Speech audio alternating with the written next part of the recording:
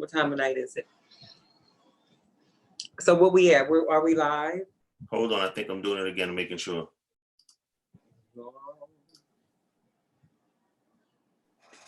This is making me hungry. Okay, I think we live now. Yeah, hungry. She just chopping away. Okay, guys, I'm sorry, guys. We had a little technical difficulty. I don't know why. Oh, they was all talking about Misha. Hi, hey, we say love y'all. Oh, they would lose. Oh, hold on. I apologize. You guys come back on the new live, y'all. they were the other one. Like, what's going on? Hold on.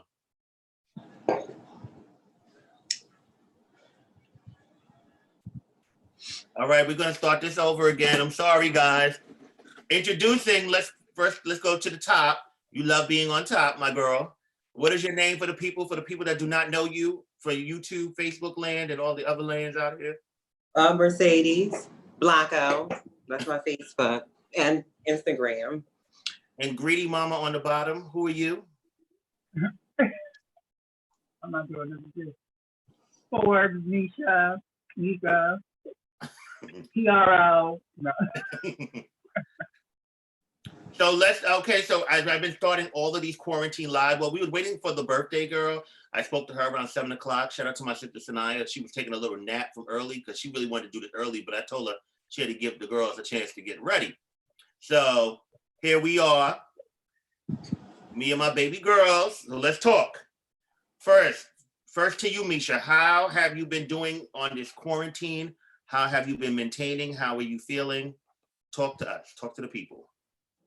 Well, I still gotta go to work twice a week, but So you're working from home and having to go to work? yeah, I'm working from home, and then I have to go in 2 days out of the week. Are you considered an essential worker? Yeah.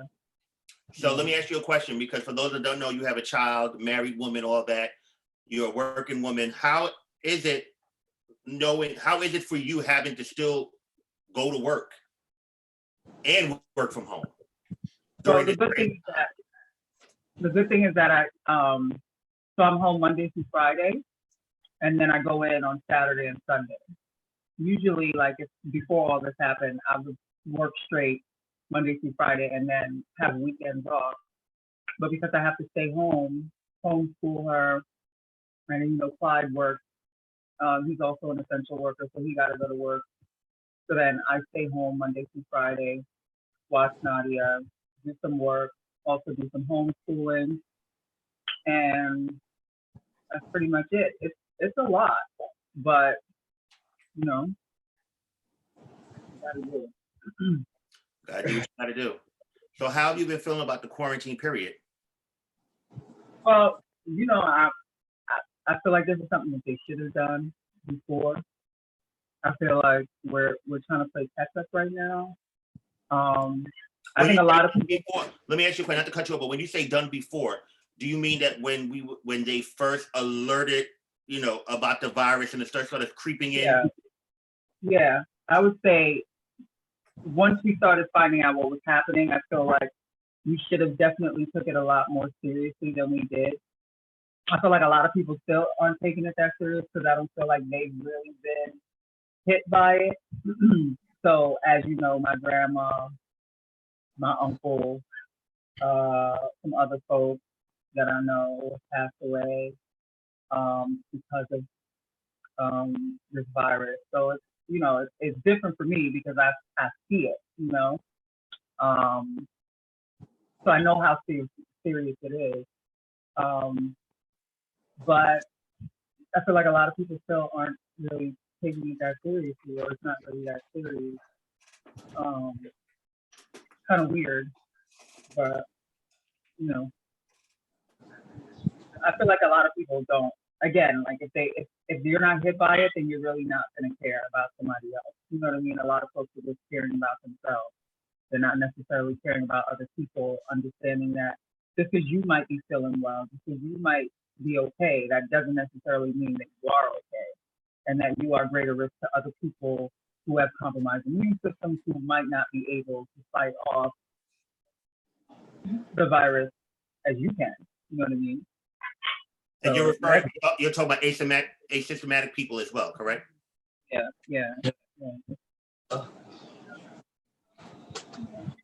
So being in the field that you work in, Misha, you okay, ladies? Being in the field that you work in, what is the extra precaution that you could tell people that do care? Well, I think we've been doing a pretty good job of protecting the people that we work with. Part of my job anyway was really just minimizing harm anyway on a daily basis. So this is something that we've been doing from jump. This is a part of my job description, to minimize harm, you know. So really it was, I would say once the messaging got out, I think people have been more, they get it, you know. It's not anything that they really have to change. I think the one thing that they're probably having to get used to is leaving their apartment with a mask on. A lot of people aren't used to doing that. So, you know, now to be asked to do that, it's a lot. Also, you have people who, you know, they want to be outside. They want to get fresh air, you know. Also, the population is older. And so a lot of them, they don't have folks who can come in and do grocery shopping for them. And, you know, they're also low income. So, you know, they have to go to the grocery store when they can go to the grocery store, you know, so that means that they're going out a lot more. But for the most part, they're doing pretty well.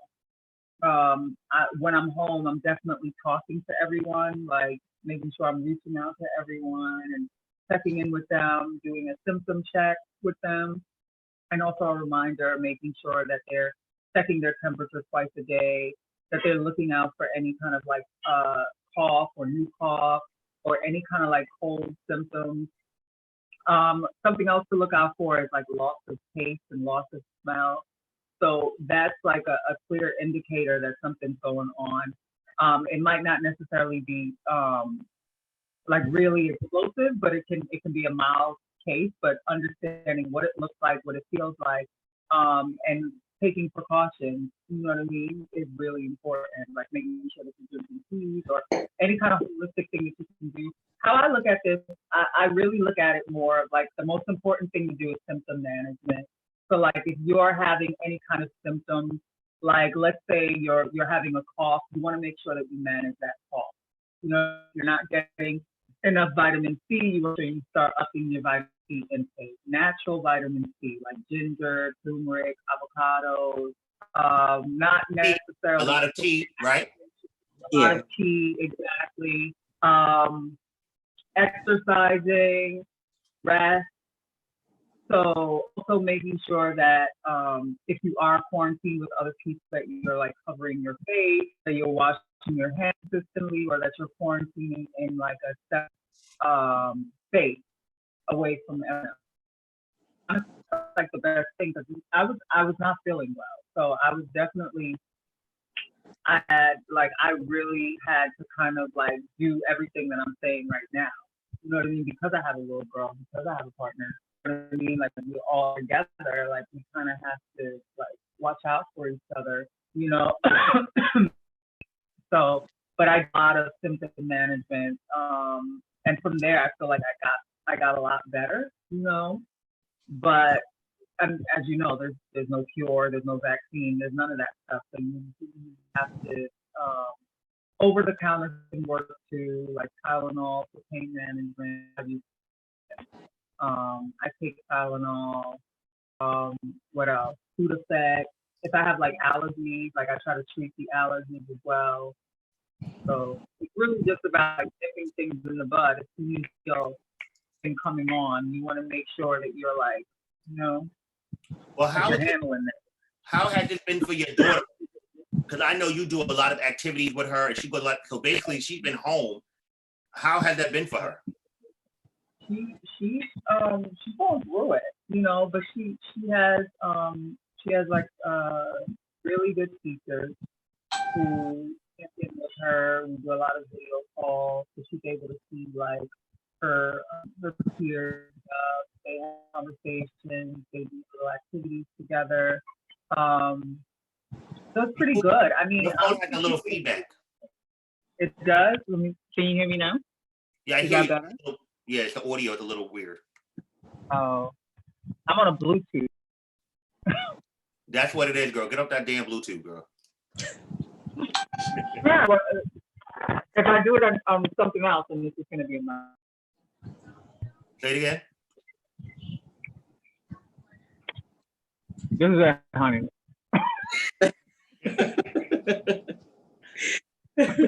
All right, so people on here, Alexa said, what is going on here? What's up, Lexi? Ski is on. He said, hi, y'all. Zola sent your hearts. Titi said, hi, y'all. She love y'all. Hold on, there's a lot of people. Corey St. Laurent said, what's up, Corey? Said, hello, ladies and gentlemen. Hello, Corey. Vaughn Taylor said, me and Meeka doing the same thing. Scott said, what's up, sis? And Scotty. So guys, everyone is on here. So Sadie, how you doing today? How are you feeling today? I am feeling,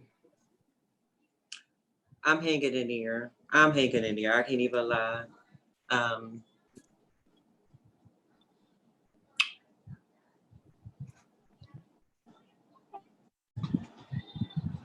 This is a happy live, y'all. Come on, it's gonna be a happy one.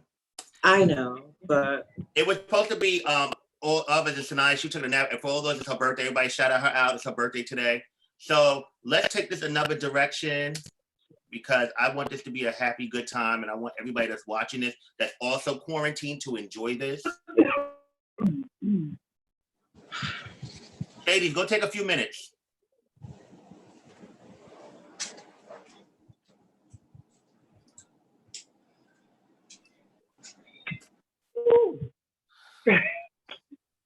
So don't please don't. Jalen said, love y'all. What's up, Vanessa Frost? Ski's on here. Ski's also. Shut up, G. Ski's on here. He also said, Ski's also a registered nurse. He's been in the medical field for years. He said also Tylenol is good, lots of vitamin C, and stay hydrated.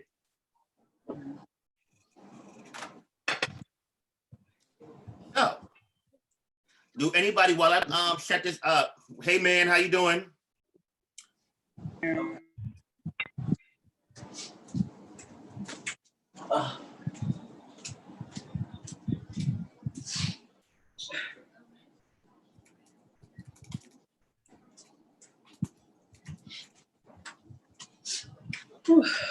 feeling better, honey? I think so. Good. Well, as you guys know, we was going to go a whole nother direction tonight. I wanted it to be a real history thing and all type of stuff, but we're going to do something more fun. And you both are two insightful ladies that have lived. For everybody out there, these women certainly have lived. G said no quarantine and chill hookups. Scott Allen said, I am praying for y'all. It's a blessing right now that we can all be a part of this in some way. I'm sending prayers and positive, loving energy together. Man said, hey, y'all, to y'all, man. Hi, man. What's going on, Black? What's going on, Black? Hold on. Question. So I'm gonna ask you ladies a series of questions for your insight. And these are questions. Are y'all ready? Okay. About relationships. And you can just give your opinion, give your insight. And it's questions that men have for women. Are you ready? If you guys have questions, you definitely can ask it. This is your opportunity. No, Kelly. I'm on YouTube, boo. Bigo, you're the queen of Bigo, girl. Mercedes will be on Bigo soon for MJ Lounge. You return to MJ Lounge, so look forward to that. Here, Kelly, come on here. Questions from...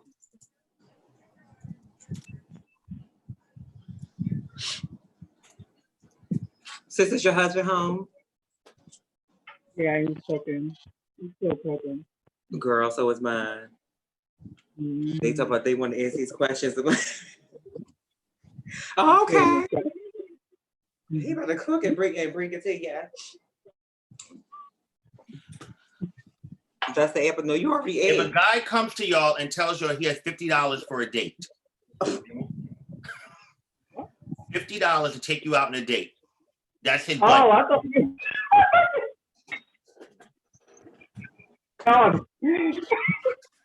What we gonna do? If Are a we guy, talking about like a romantic? yeah, all he has is $50. That's all he has to his name. That might can. It depends. It could do it. Okay, so what's a $50 late to you, ladies? What's a $50 date to you, ladies? Well, I mean, wherever we at, but if we go like on the beach or something like that, he got a nice little setting thing out there. It don't cost much. Now, if we're going out to dinner or something in a restaurant, yeah, he's gonna need a lot more than that. It depends. Some guys are romantic. They want to walk and talk to you beside the water, or just it depends. It only, it depends. What you think, sis? $50. Oh, I'm good. Like if we're vibing, if we're like, it doesn't matter. Like if all you have is $50, I'll tell you to stay at $50, and we can do other things. We can just chill, or we can. I mean, if he's really hell bent on going on a date, I mean, there's different things that you can do that's not going to cost like something that costs $10, and you can save $40. We can do something that costs $10. But okay, so you guys are saying that it's possible. Ski said, Mercedes, you full of it, bitch.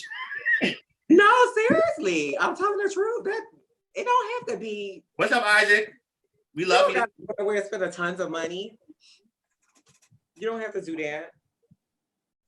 Shit, and as we talk about nowadays we can't even go nowhere. So, honey, that would be called a Netflix and chill date, right? Or whatever. We talk about what was or where we at now. He might not even need $50. He might put some gas in his car and come on over. I am married, but let me ask you, do you feel, I'm getting a lot of messages from people. Do you feel like if you was to meet a guy and he tells you, and he's a good dude, nice guy, all that, but he tells you like, listen, I'm not working right now. I don't have a job. I'm not financially good. Do you take him seriously? Do you overlook him? This is meeting him off the rip. This is not somebody that you dated. It's not somebody that you know. It's a guy, and he like tells you like on that date, he's like, listen, I'm feeling you. He seems to be a good guy, but he's like, listen, my money's not good. I'm not really working right now. I'm unemployed. Well, I date multiple people, so I'm good with like I can go on a date with somebody else. You know what I mean? So all that other stuff is fine. Like I'm just getting to know you. So it really should. I mean, like the thing is that I date people based on what I like to do. You know, like who can I do something with? Like, so there's one guy who might be just the person who like, oh, we can go to the park or ride our bikes together. And so that's what we do together. And then there's maybe another guy who doesn't necessarily have whatever, but he's like, or maybe the guy with the car who you like to go take rides with. So it really, like, to me, it's really not, it's like wherever you at is wherever you at. Kevin said, set the scene up. Does he have dick? Kevin, that's all you. Kevin, that's all you care, because Kevin, that's all Kevin cares about is dick.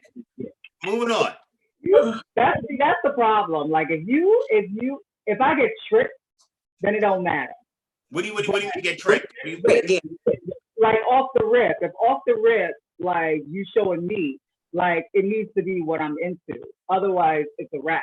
But if it's like something where we're getting to know each other and you're not really trying to push the issue, and I get caught out there, and now it comes time and we're about to do whatever, and now you pull out this thing, and I'm just like. But one thing, because this actually, so let me ask you the second question on this list.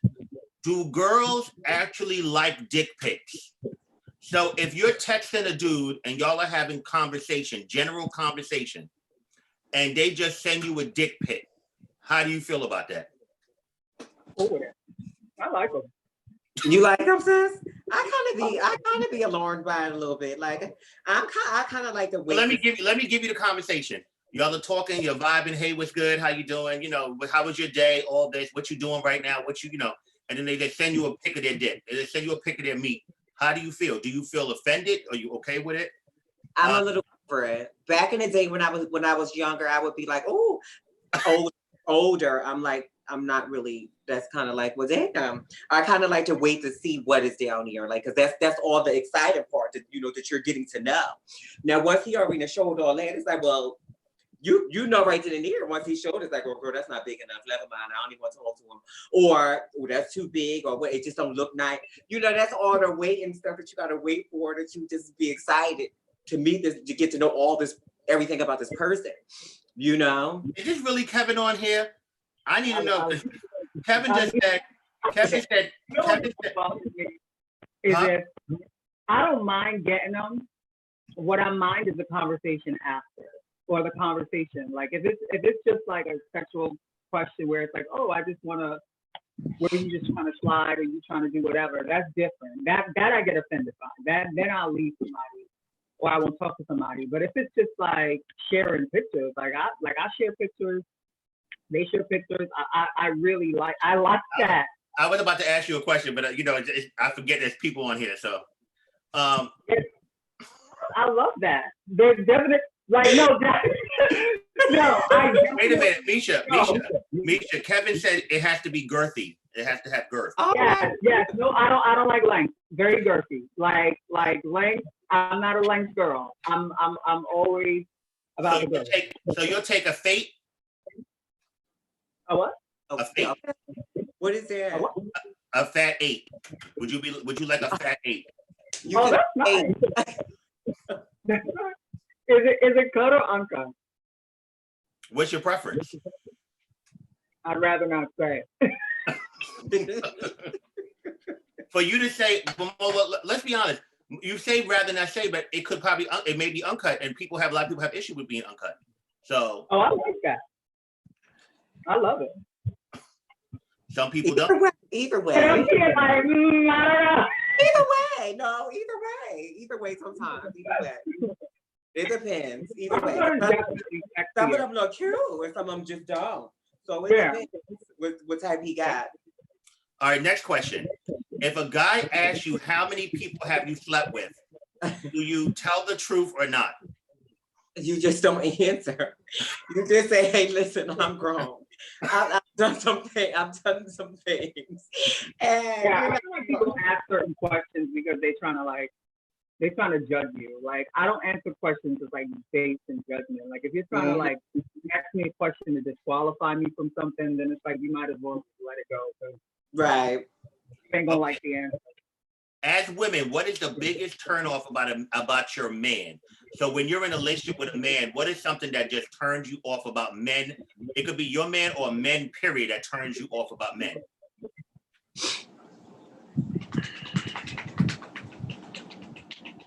Okay, that's the dog. Is that the dog? No, that is me tapping because I'm nervous. Because sis, you go ahead and answer. I don't like to be questioned. Like I don't like questions. I don't like to put restrictions on me. I don't like. Wait. Hold on a minute. You got to reiterate on that. You said as your man, you don't like questions. So when you say your man can't, give me an example of something that your man can't ask you. Where you going? Who you going with? Oh no, I like that a little bit. That showed me that he cared just a little bit. Hold on, somebody's coming in. Somebody's calling in. Who is this calling in? Calling in on this live. It's Isaac. Isaac, you got to connect to the audio, boo. No, I like that a little bit. Question me. They make me feel like you care. You call when you get home. Call when you get home. You better be in that mask, protecting that skin. Where you at? At work. Oh. Shout out to all our essential workers. Isaac is an essential worker. Call me when you get home, girl. You want to talk Hawaiian? Or when you get home. I just wanted to talk about the meat. Yes. He got excited, okay? Since you ain't never stopped eating, what you got over there? You is making me hungry, girl. I'm on a diet. He made some burgers too. Oh my God, you eating all of it? You had the chicken, the burgers, and the solulets? So Misha, how fair is it to your man that they can't ask you something simple as where you're going? I don't ask them. I So don't ask those things. Girl, you better start asking, girl. Somebody's phone got feedback. Is it me? I think How's so. that? Well, sis, you better start asking where he going. So basically, so do you not ask because you don't want to know the answer, or you just don't care? Well, trust is really big with me. So it's one of those things where it's like, I feel like we're grown. Like, you know what it is? I've grown so much. You know what I mean? Like, I'm not a little girl anymore. Like, so there's certain things that I don't need. Like, when I say it's about me. It's about what my needs are. And my needs do not involve, or I don't require to know things like that. Like, I feel like possession and ownership and those things are really toxic. You know what I mean? I feel like if somebody's going somewhere and they want to tell you where they're going, that's fine. You can share that information.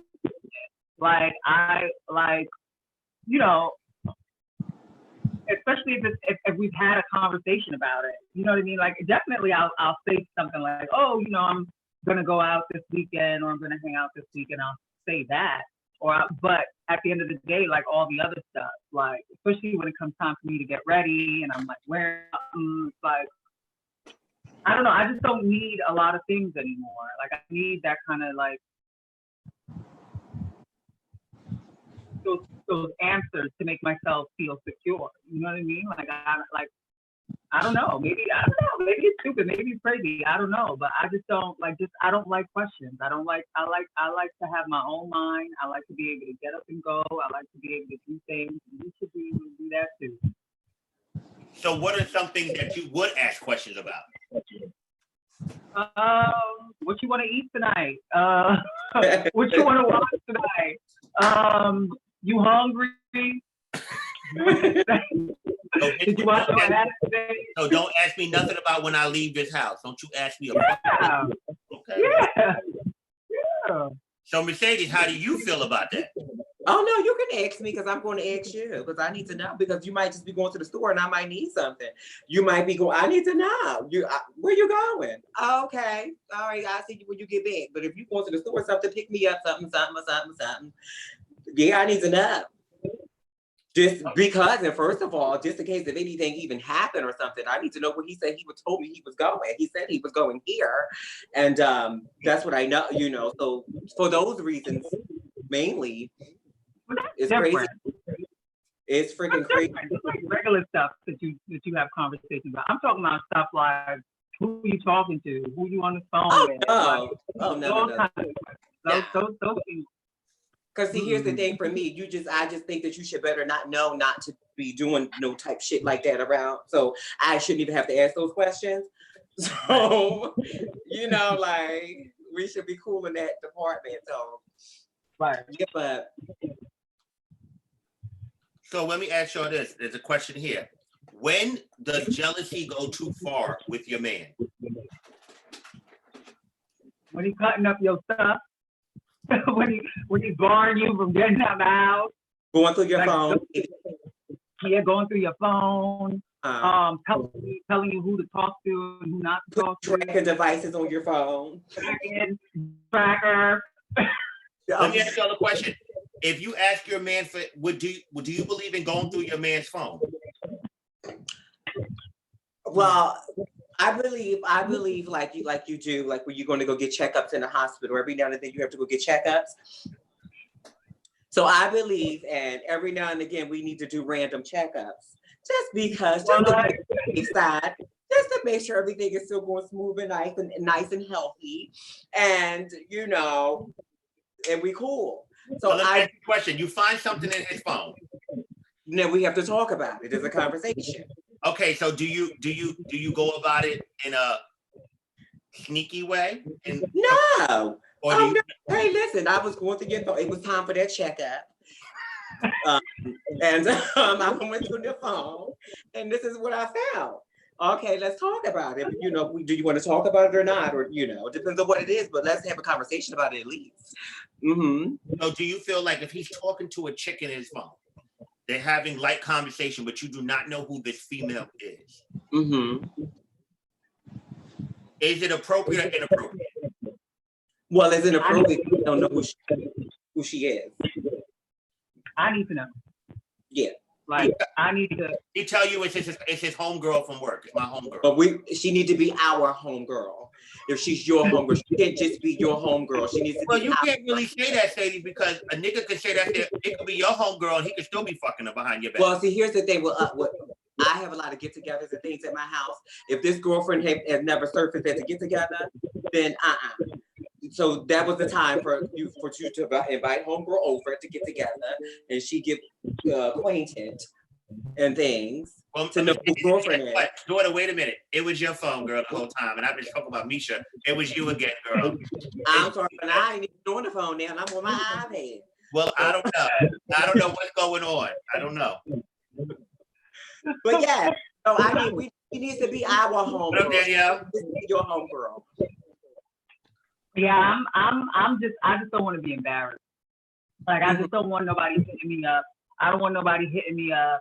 Especially, I feel like when people are just like that. People are vindictive like that. They're like, they'll talk to your man just to say that they talked to him so that they can like put it in the chat or like see you out and make you feel some type of way. So my thing is, I care.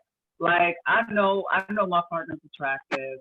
I know that people are going to be in his DMs. I know people have been in his DMs, but I've seen it. So it's like, I don't have to like, I'm not going to be surprised or caught out there. Like if somebody's like, oh girl, you know, I was talking to your man. It's like, girl, okay, girl.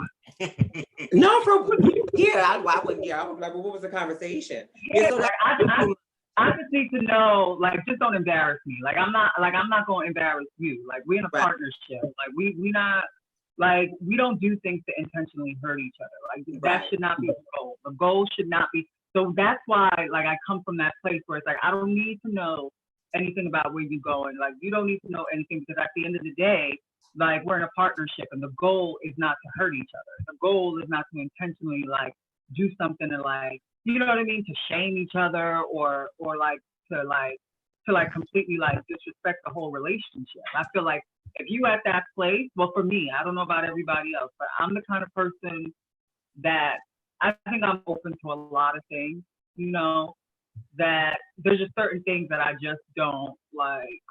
There's just certain things that I can't like deal with. Like when it comes to my safety, you know, if I don't feel safe in a relationship, and then it's time to go. I could deal with anything else, but when it starts to feel unsafe to me, or it's starting to trigger me to the point where I'm ready to like pop off, you know what I mean?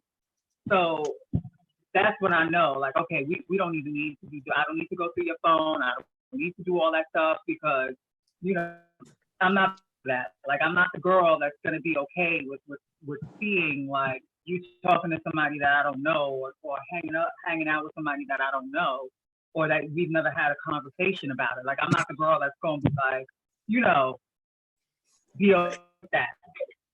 You know, Misha, when we're off this later, remind me to tell you something that's funny. You're gonna please remind me. Well, you might well talk. Listen, so let me ask y'all. There's a question here. It says, in giving oral sex to your man, is it more for him or for you?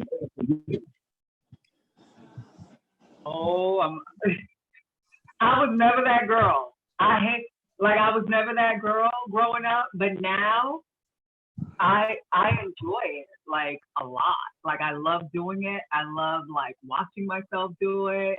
Like, I love like recording it. That's because you're married and you have a husband.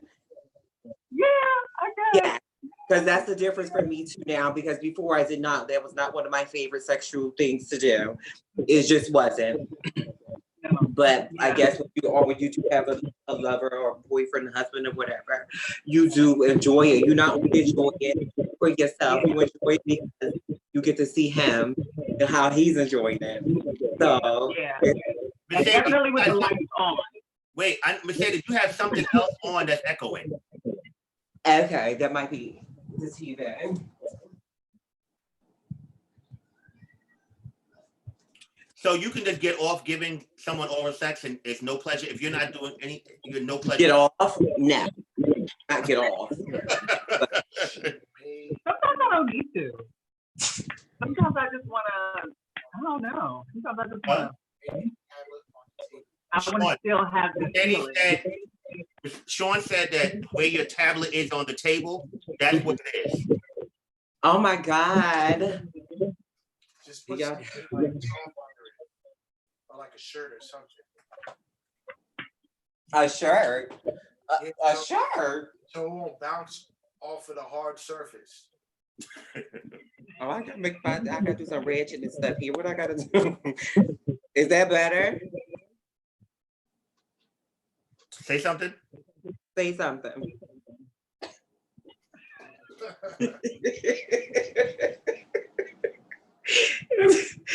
Is it better? Cameron Ford said it's more of a mental pleasure. Yeah. So, hold on, who is this? Someone's calling in, y'all. This old bitch. Oh shit. Oh shit. That's a shame. I think she ain't even on yet, but I know she's. We got old pussy coming on this old bitch. That is so weird. Come on, old pussy. Come on, Granny. Granny, everything with Granny takes so long.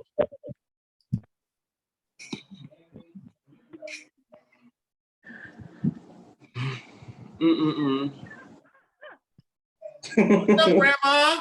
Auntie! Granny? You look good, Grandma. I miss you, boo. Hey, Kevin. What's up, Gina? What's up, Val? Whose phone is that? Hold on. It's not mine. Oh, it's Meeka's phone. You gotta put a shirt under your phone. You gotta be ratchet. Misha. Misha, the whole time it was your phone, girl. It's your phone. Oh, okay. So now I'm gonna have to be like this the whole time. Okay. No, it's the Bluetooth. That's what it is. Yeah, that's exactly what it is. So, Kevin, while Misha's working it out, introduce yourself to the people, for all the people that don't know you. I'm Little Kevin Prodigy. You definitely. Little Kevin, who's so not so little, from what I heard. Oh my God. Oh God. You know why? You know why? Well, Kevin, okay. This is great, Kevin. You're another wait. I had to mute Misha for a minute and then get that. Twitter, can you get that? Can you get that work? Can you fix that? Get off that Bluetooth, y'all. I can't. Why? Put a shirt under it. Cause that. Oh, let me see. Why can't you fix it, Misha? How's that? Hello? Is that better? No. It sounds like. It's the Bluetooth. Oh, it's chilly. Auntie, what's good? How are What's you? going on, bitch? You look real pure tonight. G said y'all smell that a sudden old bad odor came around when Kevin got on. It's a shame that G can't take me. You know, it's real sad. He loves me. He loves me down. That's why he picks. Do you think that is some type of tension from when y'all was together and he dumped you? Do you think that? Oh my God. We're y'all together? Never. I was about to say. I used to pimp him out at balls. You know, I walk him around to the girls say, "Oh, G got a big dick." He was blushing. He was happy. He was getting dates. You know, they was loving him. You see what we hear when we get it. G, if you got a rebuttal, let me know. I'll send you the link to call in. That's my daughter. That's my daughter. She can call in. What's up? Hold on, because there's questions here. Oh God. Oh wow. Hey Kevin. People are like, oh hey Kevin. Kevin said hello. Hello. I can't see anything. So Kevin, what year did you come out? Come out to the scene or just out? Oh, Kevin Jay-Z. What's up, Ronika? She just asked if you got a big dick. Oh my God! Who she did not? Who she asked that? She said, "Is it big though?" Anyway, What is going on, Ronika? I came out officially. All right, girls, y'all have your time. Ask your questions. Come on, honey. When did you come out, Kevin? 93. Misha, what year did you come out? 94. Sadie, what year you came out? I forgot. She lied. She remember. Everybody's saying Kevin came out a long But time ago. I mean, I don't think. And I she's was still never here. in. She's still here. G said 1930. What do you mean when you say came out? I was never in. What do you mean? Okay. When did You know what? Huh? You talking about to the scene? To the scene. Oh, to the scene, I came out 95. Yeah. Oh, I don't know. Girl, you remember, girl. I can't remember what year that was. I just remember them pushing me out there to dance. And I danced, honey. I'm thinking Mercedes is very 99, 2000. Yeah, they pushed me out there to dance and I danced. Oh shit. Kevin Jay-Z said he wasn't talking about Lil Kevin, bitch. He was talking about G. Thank God. Yes. Yes. Kevin, question. What is your favorite Vogue femme battle of all time, Miss Kevin, if you can remember? My favorite Vogue battle?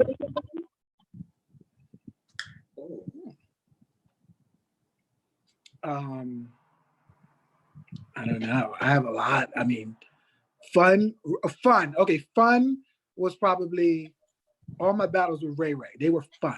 It was fun shade. You gotta stop muting me. Huh? What you get off that Bluetooth and make everybody echo.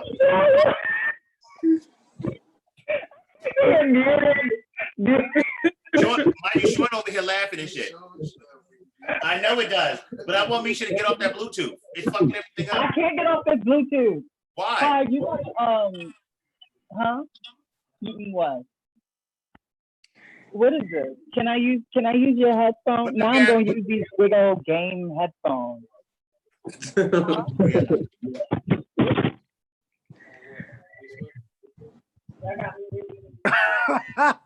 No.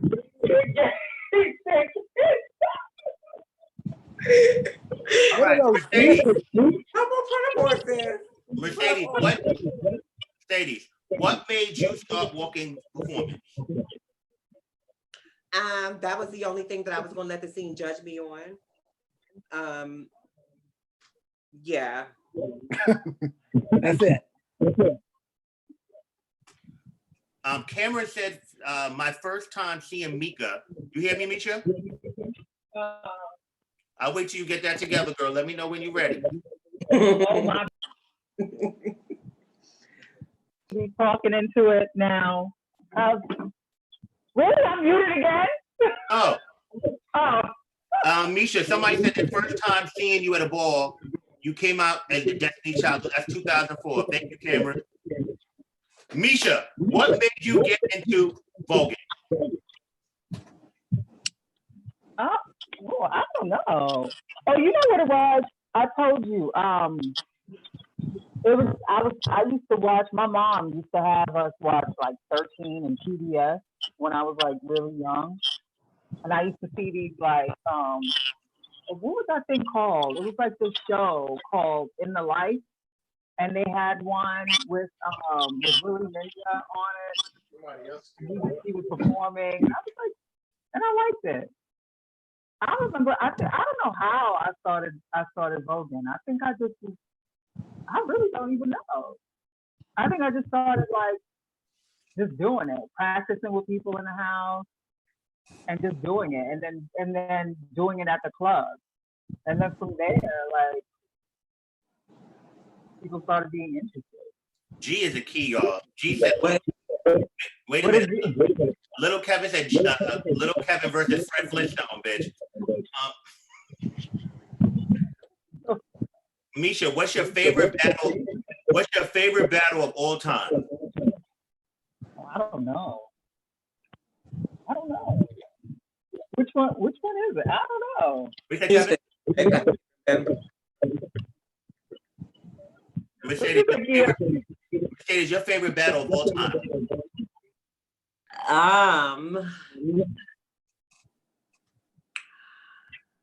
All of them. Because I can't remember just one of them. You know, honey, you talking to girls that been on for a long time.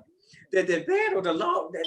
I can't remember just one. So I can't remember. I got a question for each of you. Who's one person that y'all never battle and always wanted to battle? But y'all never battle, ever. And you said that we wanted to battle, or we just felt like it would be a cute battle. That too. But you never got to battle them. Me and Deja would have been a cute battle. And y'all never battled. No.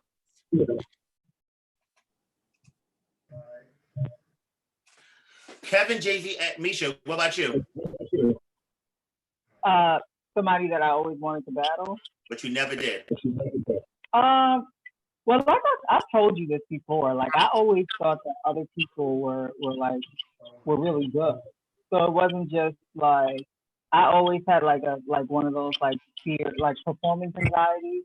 So it was never something where I'm like, oh, I wanna go after somebody. Mm-hmm. I think the only time that I ever consciously like battle somebody was after they did something to me. Like it was one of those things where it was like, oh, we not gonna let that happen. Like it was definitely a personal thing. And a lot of like performances that I had with maybe one or two people was very personal to me. And so like it was really just about settling something off of the floor that just happened that we just took out on the floor. But to be honest with you, everybody, like I always feel like everybody, like Johnny's and like I think we're real. I thought the performance is like really great. You know what I mean? So it's like oh, I really want to get them. If anything, it's more of like, wow, I really admire this person performing. I know that's crazy or weird to say, but I mean, or like whatever. But that's honestly what it is. Like I've never. I think I enjoyed my Butch Queen battles more than I enjoyed my my Sex Queen battles, and that was because it was I don't know. I looked at it a lot differently. Like as you know, like some queen battles were always something where I always felt like I don't know, like I didn't feel like I don't know, like I just didn't feel like competition with them. You know what I mean? Like to where it's like, oh, I want to go after this girl. Or I want to do that to this girl. It was have to make it very personal.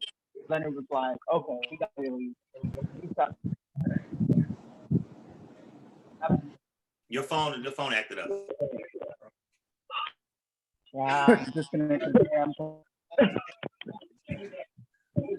mind you, Kevin asked a question for you, Kevin Jay-Z. He said, Meeka, where does that fire come from when you Vogue? It's like out of this world. Where does your feeling come from? Because you have destroyed a lot of girls. I love it.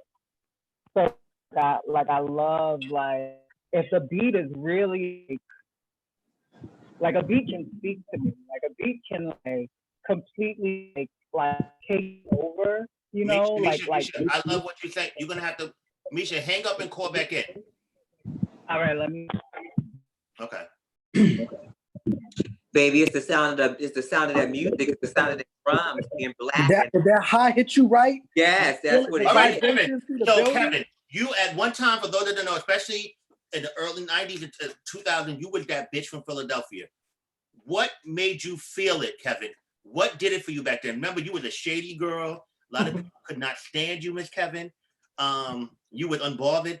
What created Little Kevin Prodigy, Little Kevin Ebony? What fueled me to Vogue is what you said? Yeah, what gave you the fire back then? I don't know. It was just wanted to be out there. Just the love of Vogue, love of voguing, period. I just wanted to And because for a long time, for the girls that are in Philly that know me from way back when, in 93 to like 95, I was one of those girls that just liked to Vogue in the club and was scared to battle girls. A girl would come up to me and try to battle, and I'd be voguing down and I'd walk off because they tried to battle me. I was scared to battle. So I guess once I got over that fear, then I was like, it was nonstop. So once people started to notice me, once I started getting recognition and winning, it just made me want more and more. So I guess that's what it was. So when you came out, Kevin, yonder years, who was Meeka was back there with me too. Don't do it. You're right. But who was the bitches when you came out? Who did you look up to? Who were you scared to battle? The bitches were Eugene Milan, Shay Mizrahi, and Will Revlon, Who was also Taifa Mizrahi. Who was also from Philly, Will. Yeah, so the only one I was actually scared to battle was Will. The rest of them, it just happened, but I wasn't scared, but I was scared to battle Will.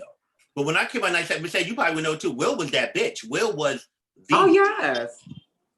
Will was that bitch before then. Will was like that bitch. He would go to New York. He would battle femme queens. He would beat femme queens.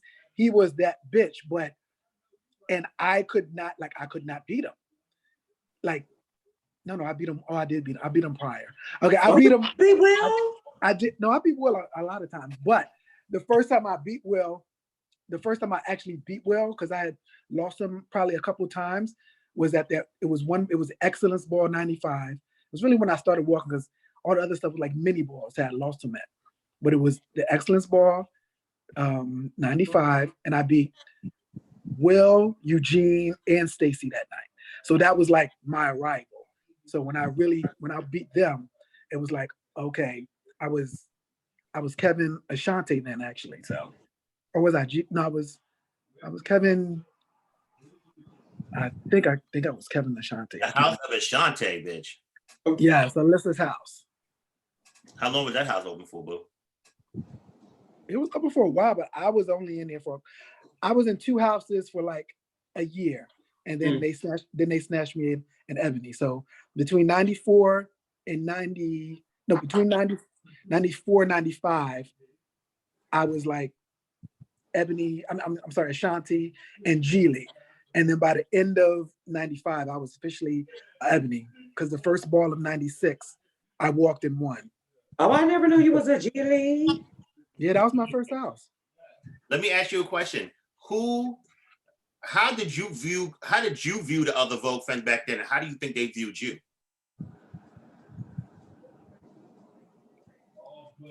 I didn't see anyone then.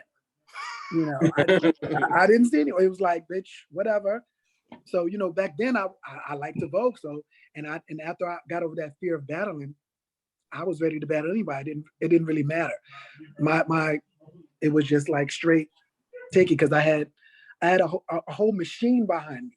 Ebony is a machine, but was a machine. So it was like, when you got that behind you, that builds your confidence and everything. And Philly was like getting bigger and bigger. The Ebonies in Philly were like getting bigger and bigger. And I had my father there. I had Alyssa behind me. And those girls, they Vogue with me, taught me little things. And so that improved my Vogue. And it was like, you know, by that time, I wasn't scared of anyone. I would Vogue, but I wasn't scared of anyone. No, I wasn't scared of anyone at that time. Okay, so let me ask you a question. For the newer generation now, I know you watch a lot of them, you don't compete anymore. Look, you're just ready for me. This is me and you getting along. Don't do that. No, I'm just saying I don't. No, I don't. Okay, who are some of the new girls that you really like their performance, that you give them their life? Who do you see?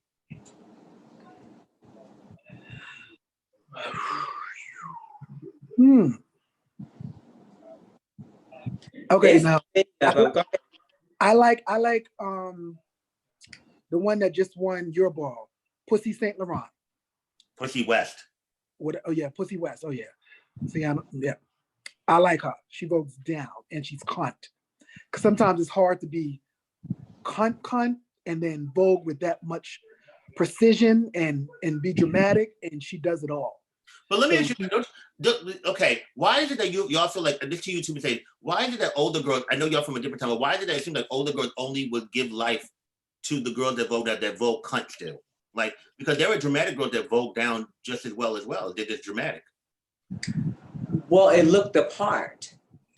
Yeah, Vogue Femme is Vogue Femme. You're supposed to be voguing like a femme queen. So Feminine. thank you. Yes. Vogue Now, femme, if you feminine. want But it's straight also dramatic and straight Vogue and lines, that's new way or some shit. Vogue Femme, you have to have some element of femininity in there. Yes. Ooh. but we in 2022, child. Okay. If realness is still realness. Okay. Okay. Face is still face. Face is still face. Everything is still Vogue is still Vogue. G just asked, what happened to that boot you used to wear when you voted?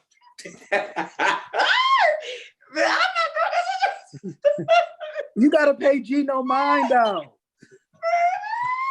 Because after he's gonna be texting me like, you know, he loves it. What boot he talking about? Which one? That black Which one?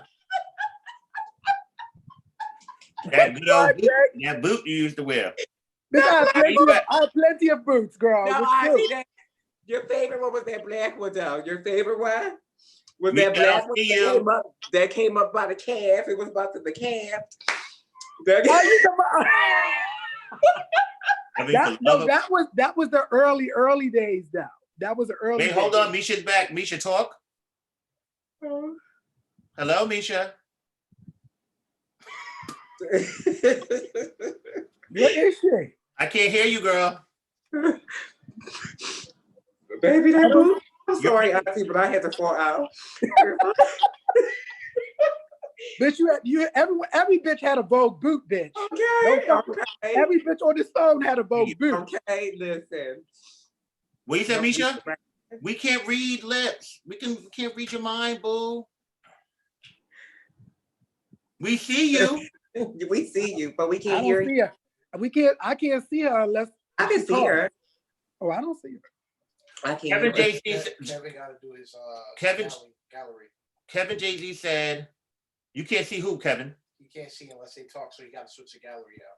You got to switch your gallery out, Kevin. You got to swipe it. Oh shit. Okay, I did the same thing. Why we do the same thing? Misha on here, but we can't. You look pretty, girl, but we can't hear you, mama. You look gorgeous. You look gorgeous, Vag. Yeah, we can't hear you. Let's see. Can you twerk for us, girl? Hello. We can't Work it hear you. out. Can you hear us? Shake your head if you can hear us. We can't hear you, bitch. We can't hear you. Oh, we can't hear her. Okay, well, she doing sign language tonight. You got some headphones or something? Kevin JC said, Kevin, do you know how scared he was to How's that? He was. We hear you. We hear you. You're low, but we hear you. You're low though. How's Better. that? Thank God. Thank God. She's back. Oh, y'all are. Mercedes, your 3 favorite femme queen performances of all time. Christina, Sanaya, and did Alyssa. I mean, Misha, 3 of all time. Damn. Just 3? okay, Yeah. right? It's your top 3. Oh my God, wait. But I get her though, because it can alternate. It can alternate. Like it's like asking like the best rappers or the best. So y'all give Christina, Naya, damn, Dee Dee. I know you always love Dee Dee. I know that for a fact. Dee Dee's hands is crazy. And Destiny. well, that's Ooh, cool. Destiny. Oh wow, that's a throwback. It is, Destiny. but she, yeah. She would turn that one hand out, bitch. That one hand. She would work that one arm. She would. All right, Misha, favorite Butch Queen Vogue femmes of all time. Oh my God. Oh, I didn't get my femme queen list. Go ahead, Kevin. Go ahead. Go ahead, Diana. Go ahead, Diana. But mine is 4. No shade. All right, go ahead. Because I stole from all of them. So that's But then that's not fair. Because you're Alyssa, Sanaya, Ashley, and my sister Meeka. I stole from all of them. Oh. And with all that, let me not, because this is a family one. I'm about to fuck with this bitch. I was about to be like, girl, with all that stealing, wait, the recipe still ain't together, bitch. But okay, listen. Really? This is what we doing? No, we not, girl. You know I love you. Okay. Oh, okay. So let me ask you your 3 favorite Butch Queen Vogue femmes of all time. Oh my God. It's a lot of them, baby. Wait a minute. Yeah, it's a lot. Like I love Kevin, my daughter, Prince, Armani, Taifa, Eugene Milan.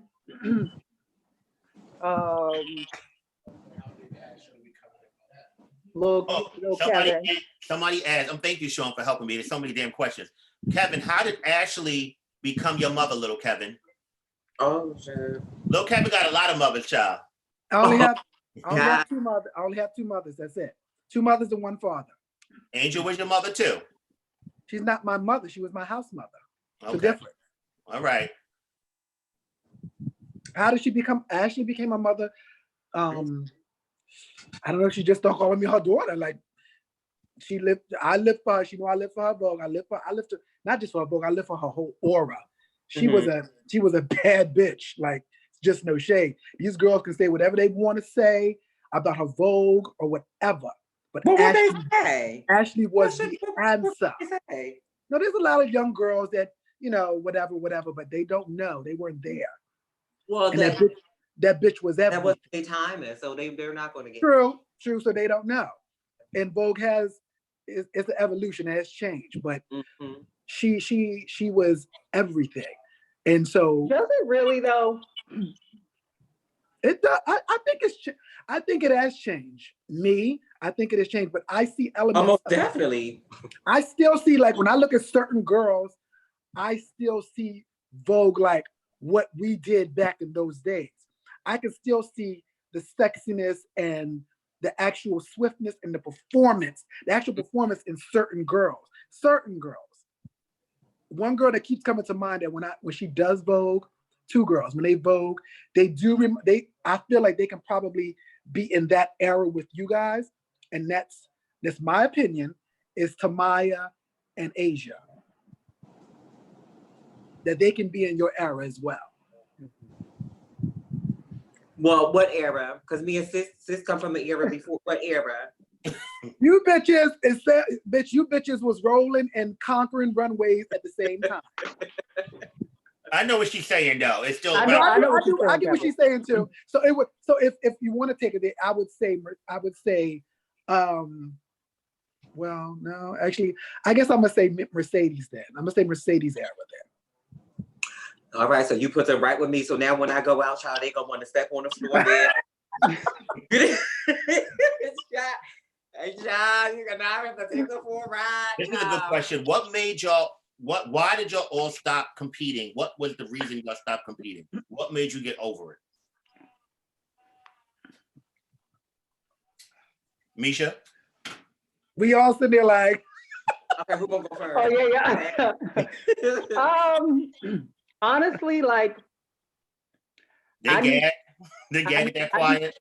I need to feel it. Like if I don't like I'm a performer. Like if I don't feel it, it's not gonna come out right. Like I'm gonna be very honest with you. Anytime that I've ever lost, it was always because I didn't feel like it. Like I didn't feel like performing. Like it was always like something was I was already in my head. Like the music wasn't hitting the way that I wanted it to. Like that I just on your spine. I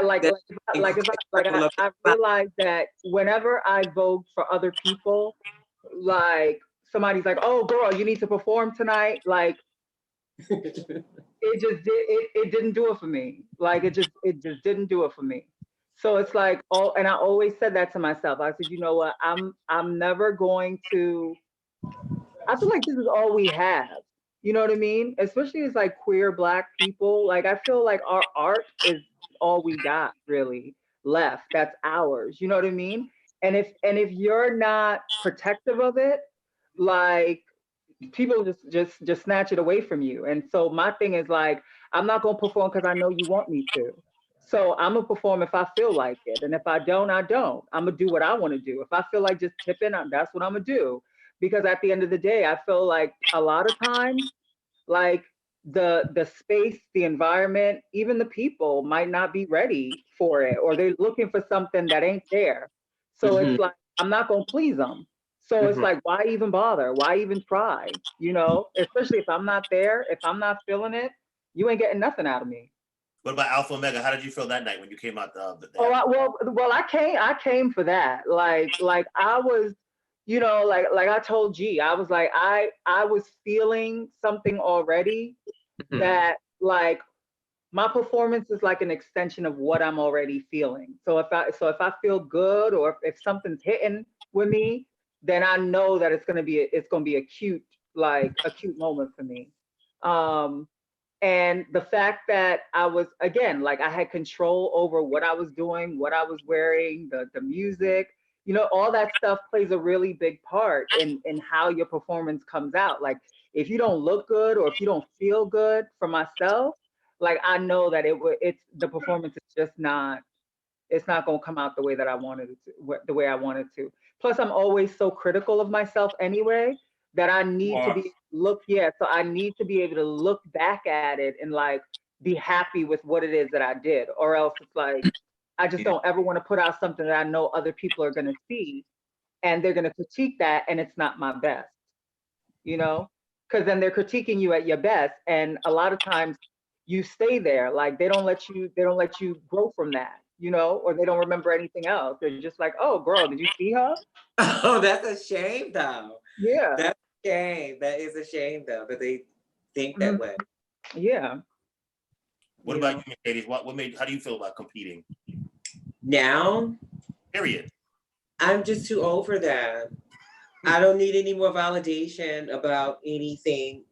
I don't need nobody judging. I'm just too old for that. It just don't feel right for somebody just to be judging me. Like, it just don't feel right. It won't feel comfortable. No. I don't need any more validations or any, no. And you, Diana, what about you? The oldest Vogue femme there is. How do you feel? I meant that in a compliment. Don't take the there's no one else to battle. Like There's James no Brown reason. is the Godfather. You're like the Godfather, the Godmother. There's no reason to battle. There's just not. So I just don't have that drive anymore. There was a time when I did have that drive, and I wanted to be out on the floor, and I wanted to battle, and whatever the case may be. But that left a long time ago. And these kids go off. These kids, baby. And then you also feed off crap. You feed off the energy of the room. And if the energy is down, if the energy's not there, your Vogue ain't gonna be there unless you're one of those kids that get high and be in another zone. I'm not one of those people, so it's like I'm gonna feel every little thing. So if I'm not feeling it, then I just don't do it. Feel about the ha? I hate the ha. It depends. I used to say I hated the ha like a couple of years ago when they were doing that no more ha thing. I was kind of with that, but then it is like a Vogue staple. And if it's only hitting right, like it has to be hitting right. You gotta feel it. You gotta feel it in your body. And I usually like it when it's mixed. I usually like it when it's mixed with another song. Something like that, but just not the high. Yeah, it has to be mixed with something else, really. If they're gonna play it, yes. But it's really not really needed because it don't really let you bring out what you need. You need beats. Mm-hmm. You need beats, like songs, beats that high. It's just, honey, you just wait for that crash to come in. You need some in between beats, some side beats, some up and down. You need all of that to bring your performance out. Mm-hmm. That high Do y'all still love Dim Dada? it's cute, but not now. No, not now. No. I like a weird beat. It's dry. It's so I like a long. beat It's that's so just long. like- It's like when I look at it, like they don't even make people battle long anymore. They used to make us battle through a whole fucking song. Oh, baby. I be looking at bartenders like they still. I'm like, we still voguing, and I'm looking at them now. It's quick as hell. But we used to vogue through the whole song. Well, honey, it's so many of them. They gotta fit everybody in. So you get about 3 seconds to 5 seconds. They got to fit everybody in, honey. These kids will get mad if they don't get to walk and twirl and Swirling. Okay, we got to fit everybody. They got to fit everybody in, so everybody get a chance to do what they got to do. That's a lot. Hold on, guys. There's a lot of content reading stuff on YouTube and on here. What is your favorite memory with Allura? Each of you, what is your favorite person with Allura? Honey, there is not one. There is not one. There is many. There's too many. And some Okay, things I can't even say on here. Like, remember that night, child, we were sneaking out, right? And we were sneaking out. We go. We went to that club. You know that club. Or I might as well say that Suspects Club. That club Suspects. And girl, we thought we was suspects in New York, the city. In the Bronx? And we went and we I think that was in Brooklyn. Wherever. Oh no. Are you talking about the one in the city and they were with those boys? Okay, so we thought we were sneaking up in there, and we see sis up in there, honey, with her red coat, her red fur. Remember? She's like, oh, don't tell nobody. Oh my God, that was a dope night. Oh no, remember the night too that we was. I can't remember what night this was, but we wasn't supposed to be down in the village, child. And father got to riding around looking for us and shit. Oh yeah. The girls is like, bitch, your father is riding around looking for y'all. Baby, we hit it. We went different ways. You jumped in a cab. I remember when they told me, they think your daughters all of them, they were down here having a good old time. Wait a minute. What about the night when y'all all got locked up? Oh, that was next. That was. oh, I was going to talk about the one in Burlington Center. Oh, go wait. Hold on though. I got a funny story, Michelle. I don't know if me and Misha ever tell you this story. It was me, Misha, and Allura. And we had a hotel in 42nd. I think it was the Marriott, whatever it is. And so I'm with the girls. The girls are done, mind you. We go downstairs. They wanted to get some snacks and shit from the store before we got in the car. So we get out the car. I double park the car. And these dudes are coming and they're like asking us questions. And they start asking Misha and Mercedes, and Misha's paying them. They're like, do you want to chill? I mean, they're saying all bunch of stuff. Misha, listen, Misha is paying them dust. I remember. Misha's picking up her stuff and like nothing. Allura starts playing with them like, oh, daddy, you got $500, daddy? She was like, oh, you want $500? Mind you, Allura's talking shit. She's talking shit. She's like, you got $500, daddy? You got $500, daddy? And they're like, she's like, yeah. So the guy's like, you should. If I give you $500, you gonna come with me? Allura said, sure, daddy, I'm gonna come with you. Locked her right up. Soon as she said that shit, bitch, about 20 cops stormed up in there. We was fucking gagging. So Allura's like, what's going on? They said, oh, we're arresting you for prostitution. So we're like prostitution. So me and Misha were like, no, she was only playing. And so the Lord's like, no, listen, I was just fucking with you because we thought you was fucking with us and shit. They said, no, man. Well, they were like, no, man, you going to jail. Yeah. And we had to wait to bail her out from Rikers, whatever it is, because she had like a warrant somewhere or something like that. Oh my God. We had to wait like 2 extra days for her to get her out of there. Allura was a piece of work. Oh my. Katrina, what's up, Katrina? Long time, babe. Katrina said, did y'all ever battle? No, they never battled Sanaya, but Lil Kevin has. I did. Did y'all ever battle Sanaya or wanted to battle her? No, that's my mother. No, never. You know what's so funny?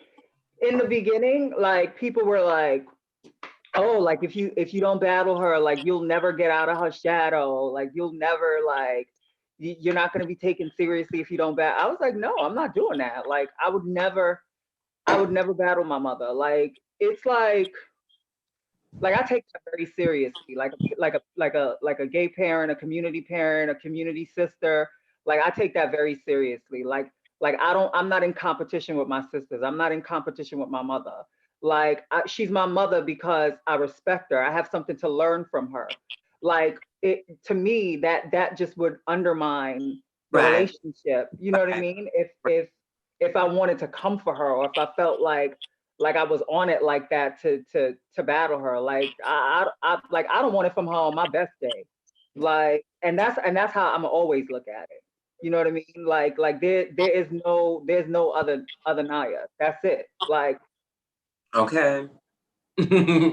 All right, Kevin, back to you, Kevin. What's your favorite Allura memory?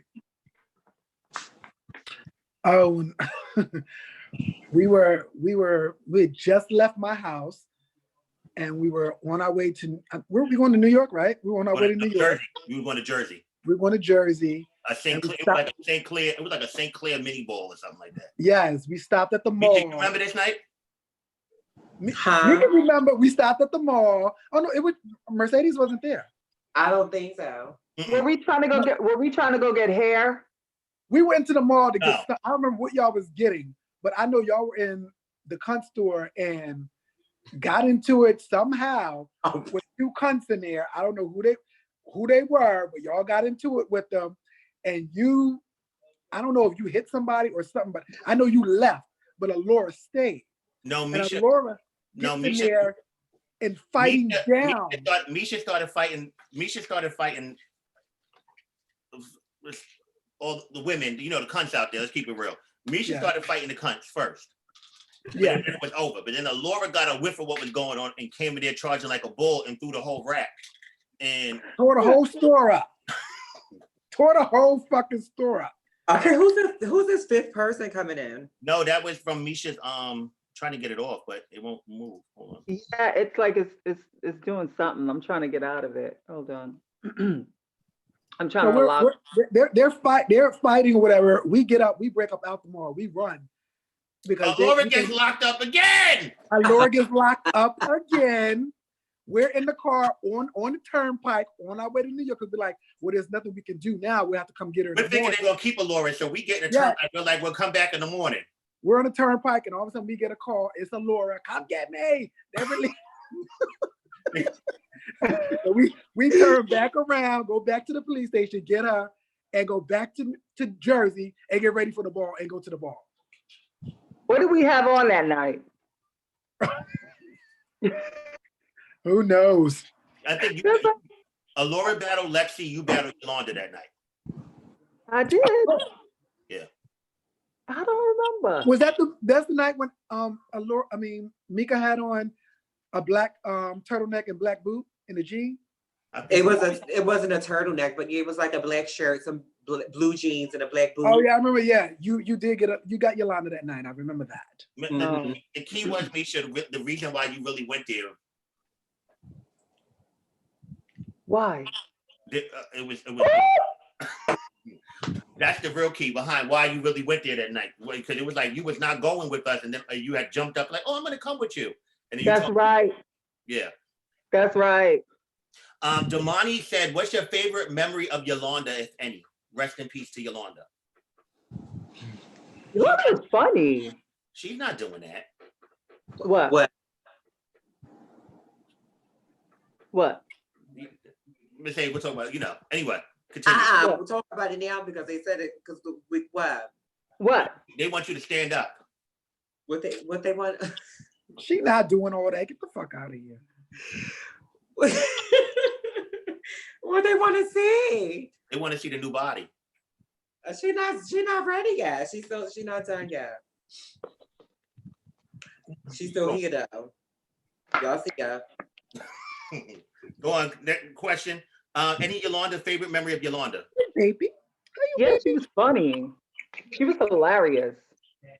Like, she could really make you laugh. Like, they want me to stand up. Come on. Look, I'm ready to stand up. I mean, what the hell? really? I love the people because they love me. You know what? Yolanda definitely was funny. I will. She was funny. Early She memory. was hilarious. Yolanda, it was really like having a little girl around, and like a teenage girl, and she would pull teenage stunts, and that's the.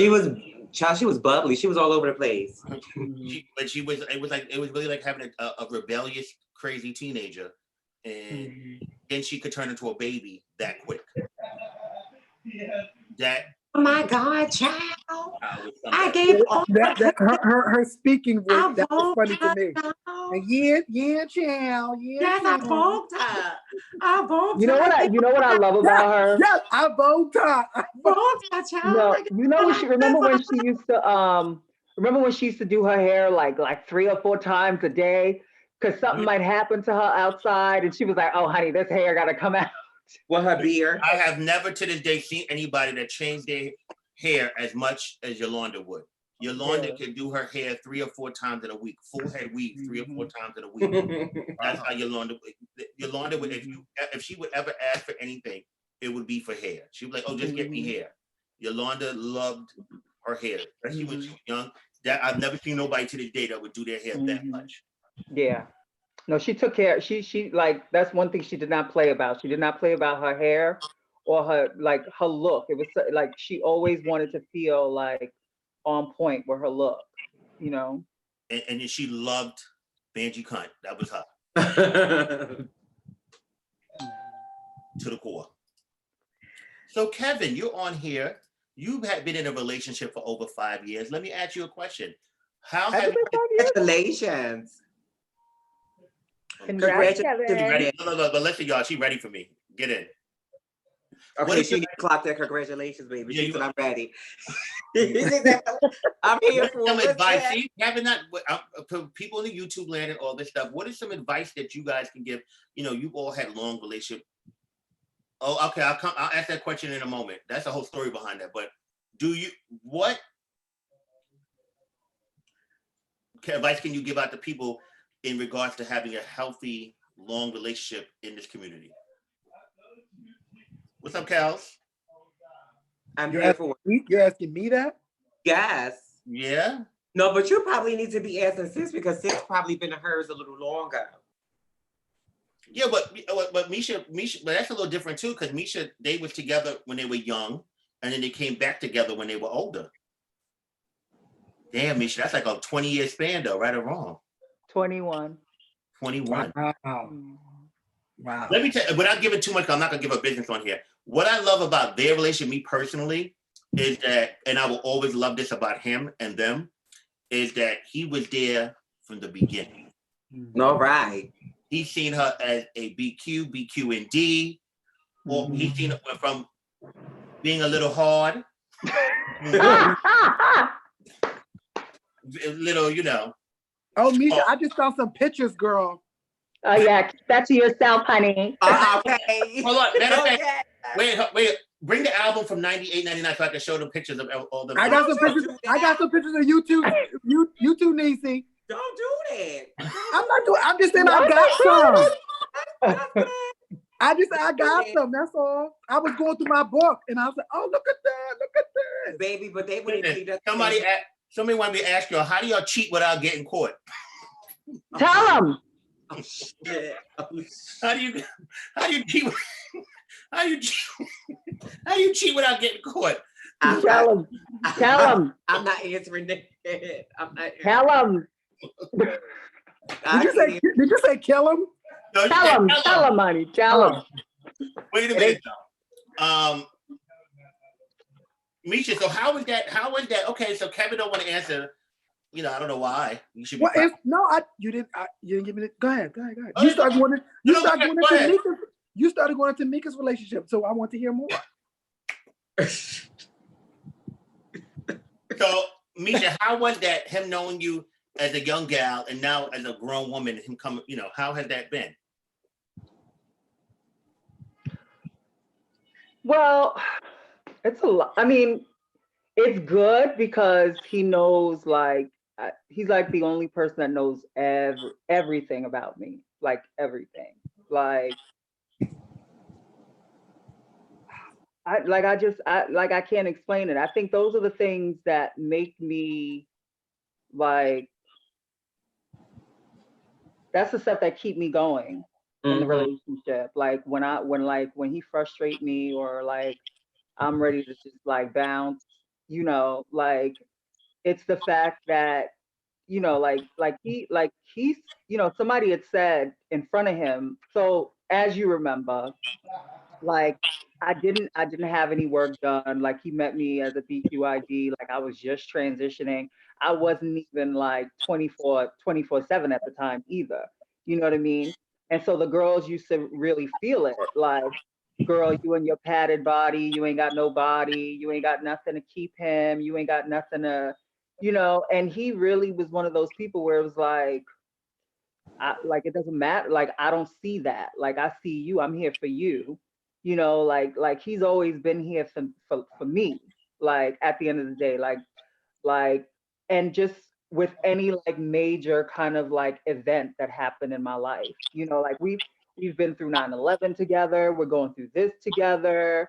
Like we've had some very monumental like moments. Like my first surge, he was there, nursing me, even to this day, you know. So it's like I can't explain it. Like I wouldn't necessarily call it like advice. I definitely wouldn't give anybody advice, because I don't know how we did it, because we've been many different things to each other, you know.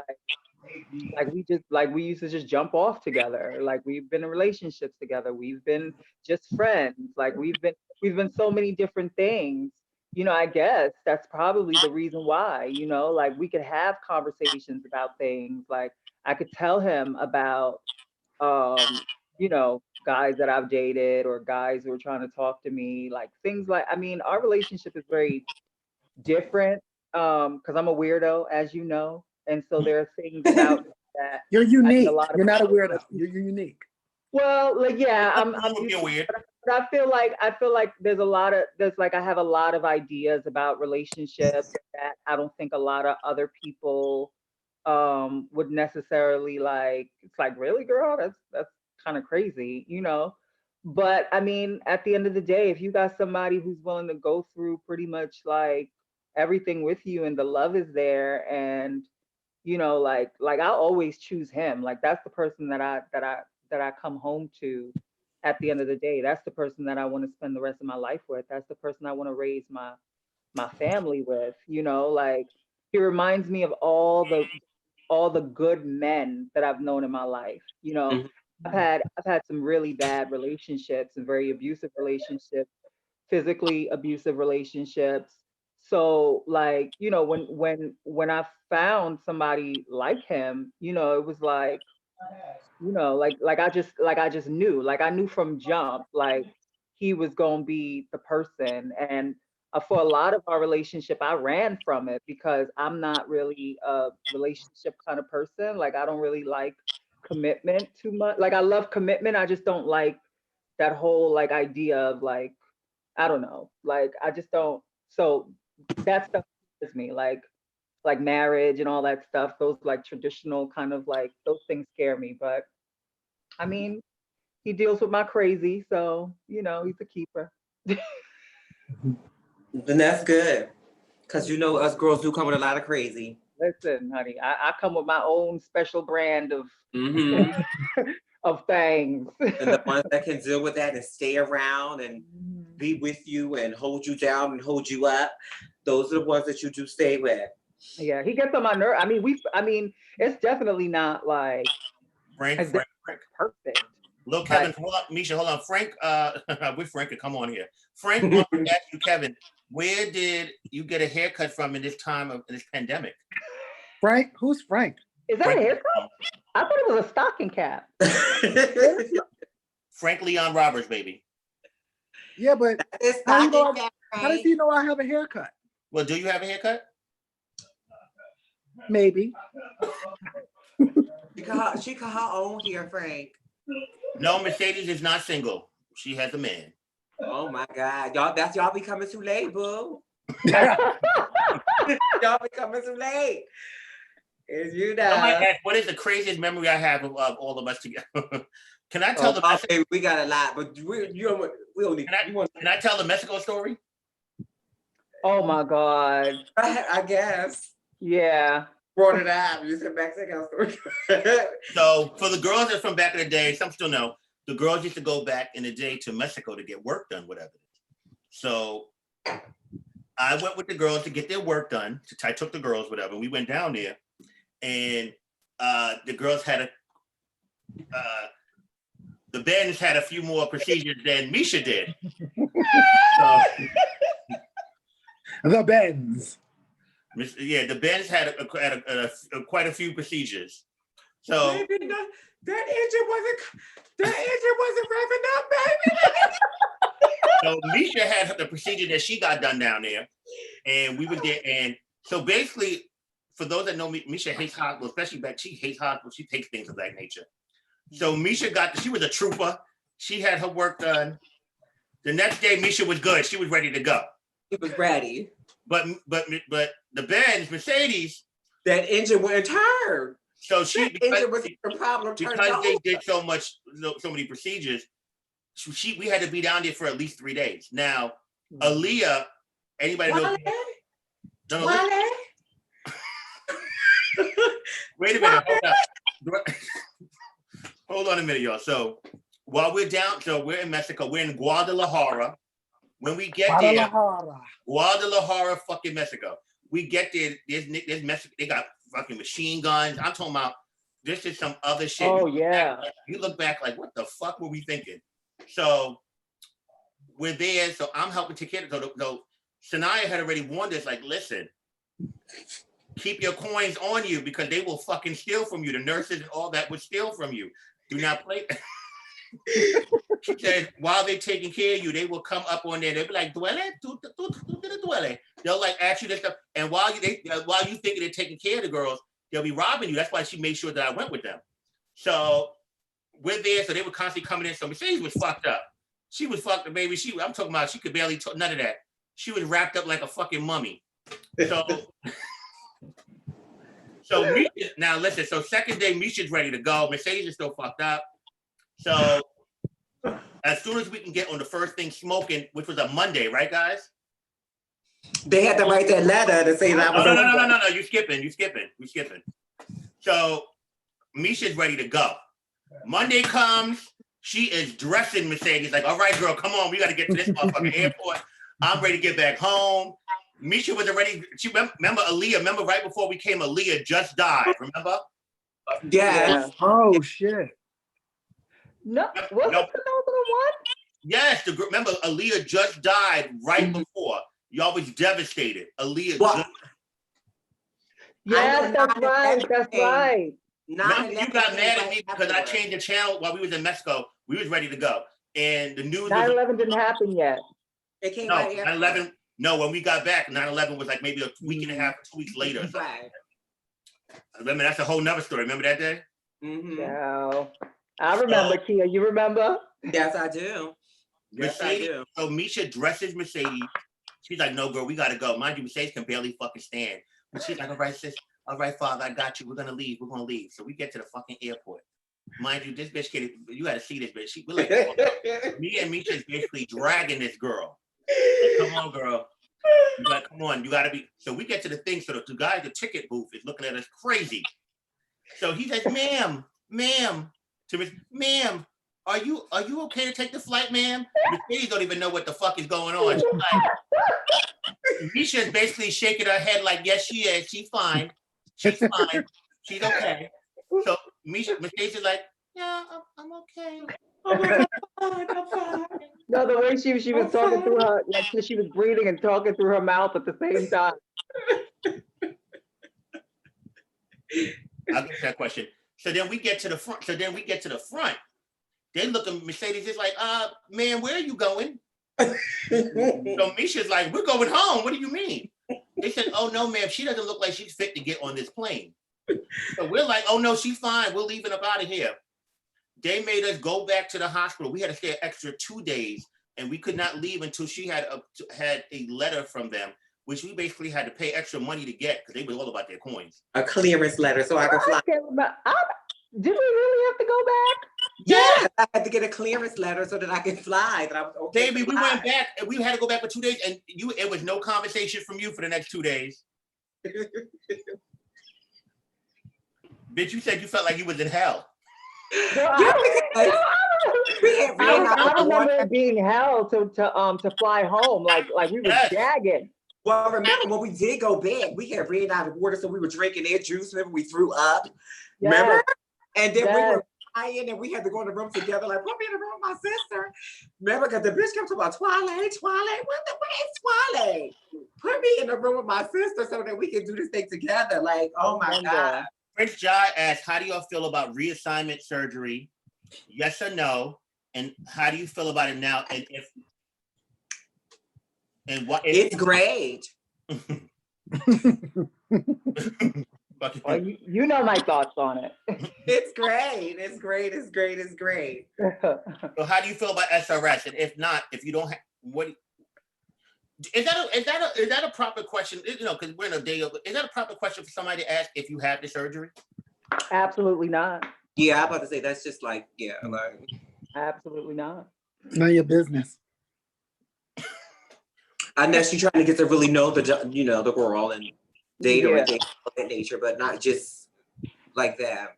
Yeah. What's up, Jason? What's going on, Jay? It's going the on, M. Who? Hold on, guys. There's so many people. What? Ask those questions. Where those questions that the people was they waiting? They waiting. They're like, I asked that question 5 minutes ago. He got to answer questions from Facebook and IG Live. I mean, I'm sorry, YouTube. Ciao. Hold on, guys. If you guys have questions, because they said who is your which one? Each of y'all. Who is your? I already know these answers though. Each of y'all, who is your individual favorite commentator? Selvin is mine. Oh my God, my iPad is going too dark. Charge it up. I'm doing it right now. I'm gonna have to switch over. You said charge it up. Misha, your favorite commentator? Eric and Jack. Okay. Kavina. Oh, so I can say 2 because Meeka said 2. Because mine is Jack has always been the ultimate.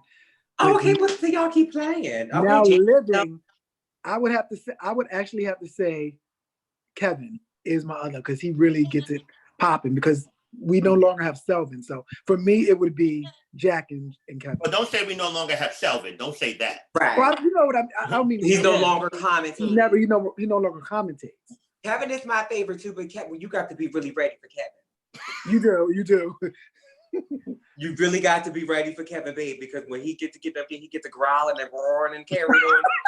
Babe, when you got to catch all that growling and roaring, I mean, you will want to catch growls, he will get you hyped too. But he will turn you up all the way up. And it's like it's like he knows everyone's history too. Oh yes, he do. Oh, yeah, it's like he knows everyone's history. I think he's a Vogue. I think it's a little because he's a vulgar too. Exactly. Yeah. Right. So he knows baby, you got to be ready for when Kevin get on that mic, baby. You got to be ready, darling. Don't go there. He'll go with you too. Like if you're not really feeling in the it, he'll beginning, bring you up. He'll bring you up. In the beginning, he'll go with you, but baby, he's gonna get you. He's going to turn you all the way up. Okay. He's going to try to turn you all the way up. She's not doing that. I'm about to block you out of here. You out of here. What? What you not doing? What we not doing? I'm put you on timeout. You want timeout. You need to think about it. What they did, what they want to do. Or what they want us to do. Let them keep asking. Don't put them on timeout. Let them keep asking. Would you somebody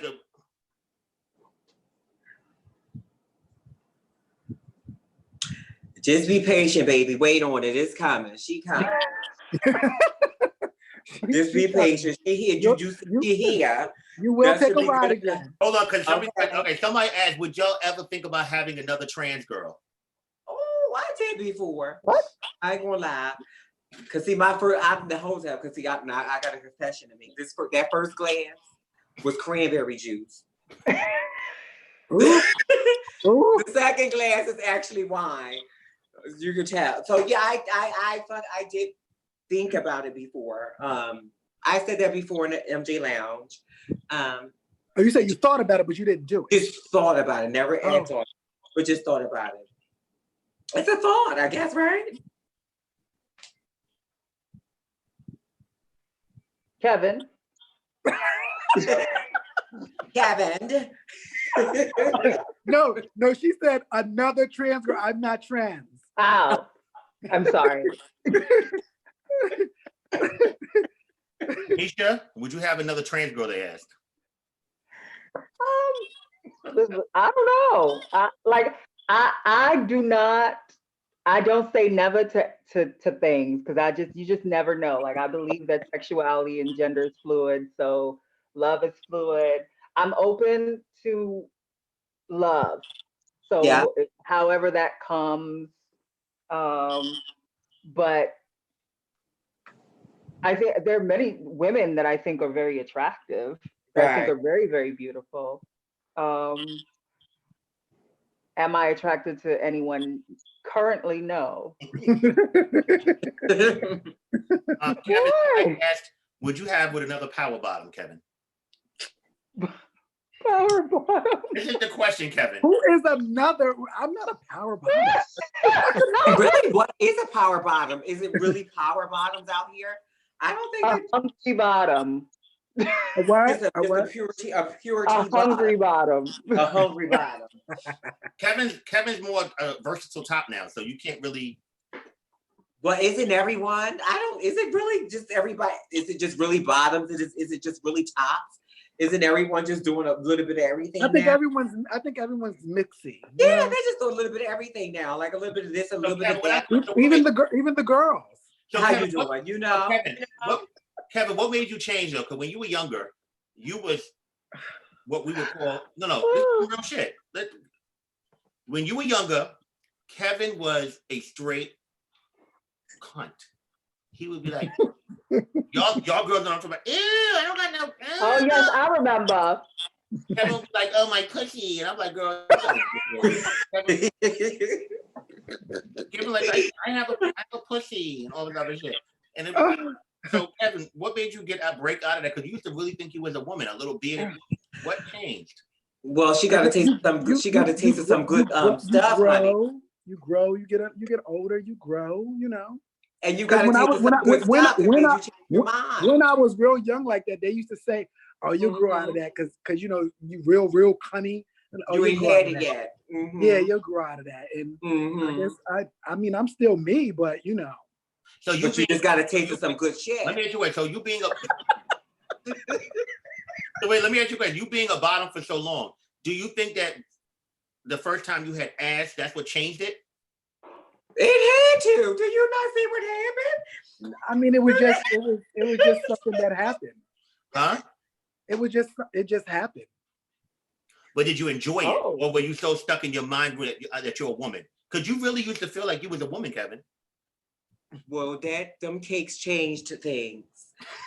Those cakes have changed some things around here. Miss Sophia came home. Miss Kevin came home. MJ Lounge with TNM. The MJ Lounge will be on Bigo. Jason and Mercedes have that coming. Bigo. Yes, soon come. Soon come. So Kevin, what changed it? You think? Just life. I guess the first time it happened, it was interesting. G said Kevin is like. G, come on, G. Like, what's up? G, if you like to call in, let me know. We can hash this out on live. Like, what's up? Why you? What's your beef with If me? you want to call in, hit me up. I will send you the link right now. Like I'm G said, Kevin, you're like a boy shirt that you grab the bottom of and twist it into a girl top. Oh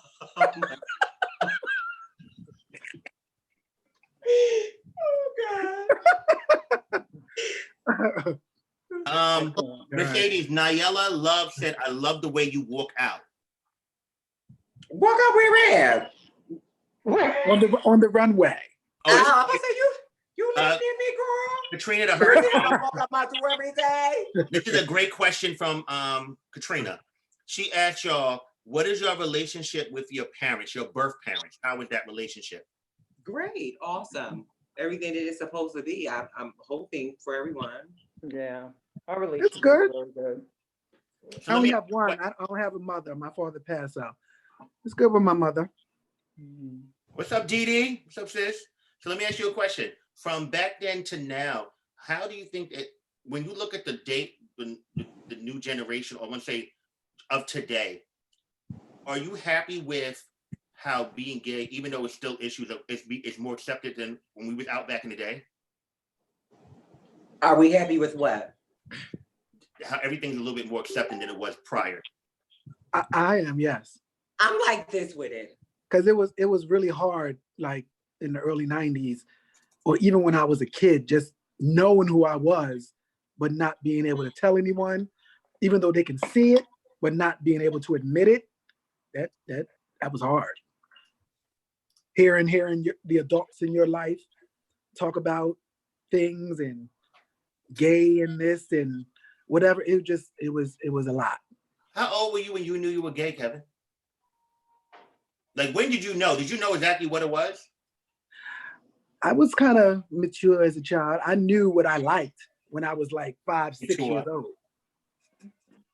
The first time I ever did anything with a boy, I was in Head Start. So I knew what I liked. I knew what I was. Yeah. But to define it, like say I'm gay, I guess I knew that when I was, maybe 10, 11. You was in Head Start. What did you do? The boy, nothing.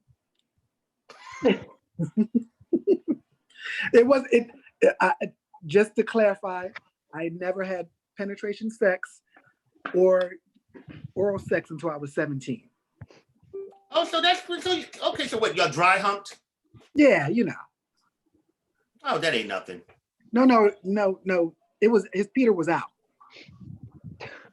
I like this better, daughter. I'm bad. Oh yeah, that's nice. The iPad done died out. I like the lighting. The lighting. It's nice. Rex asked Meeka, who's your favorite new girl?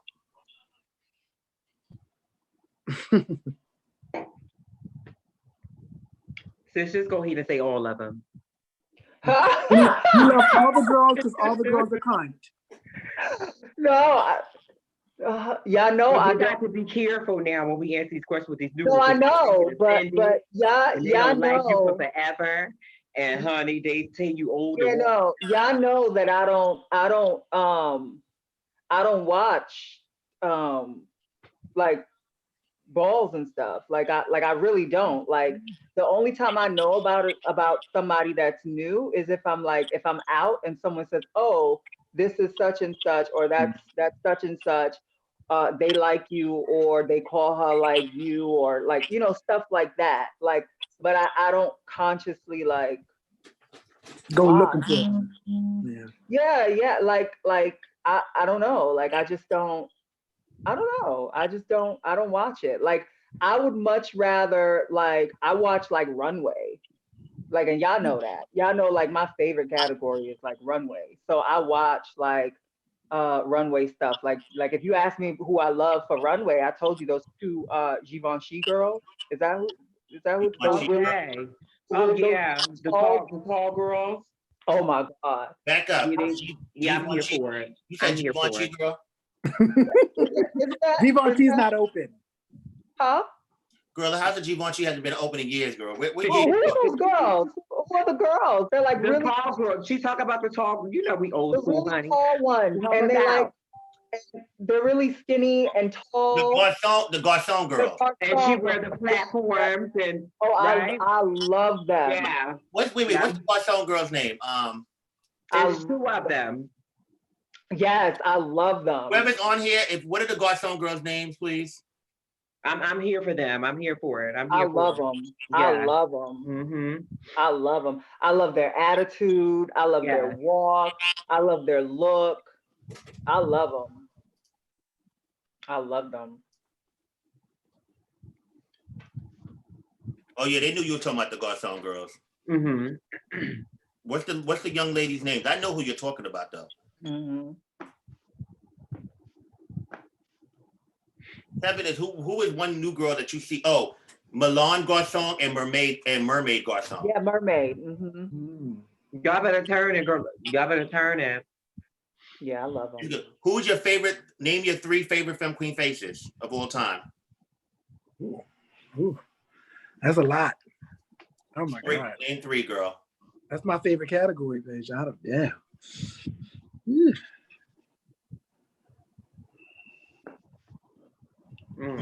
Y'all are thinking. Okay, the first 3 names that came into my head, the first 3 faces I saw was Anjanae, Octavia, and Danielle. All of them were like everything. Anytime you hit the floor, bitch, it was a riot. And they all bought it and they all can sell it. Misha, 3 favorite femme queen faces of all time. I can't just name 3. Okay, I can't even think. Carrie.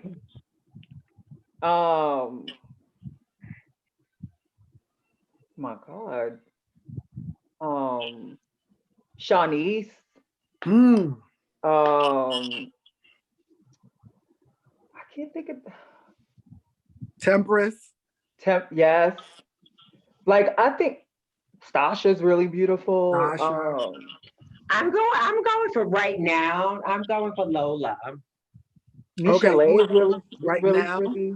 I'm going for, and I think that will just, for Lola, that'll last for a long time. I'm going for Lola right now. I like she used to be Mother Mugler. Lene, what's her name? Lena. Lena. Oh, Yeah, there's so many pretty girls. Yeah, right, there's so many. You can't answer just one. There's so many of them. Yeah. Ayana. Oh my God. Mm-hmm. I just saw Ayana in Miami on my birthday. Fucking sitting for no reason. Darren, what? But no, that is the reason. Darren said, can I pump a beat and y'all pass the beat to each other on here? You know what? Let's see. Come on, do it. Pump a beat.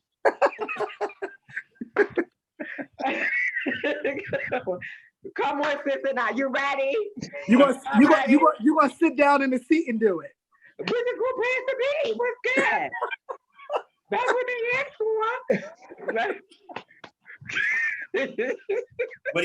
What song? What beat you want? Not Doom Doom Dada and not the Hive. She is retired. We both. You talking to the old girls? We done both enough off of the Hive, boo. So you just give us a random beat, because if we've been voting for years, so we should be able to catch anything you throw at us. So just throw a beat. Don't give us a beat. I'm gonna say a box, and when I say a box, that means that the box got a Vogue. I was playing. Stop.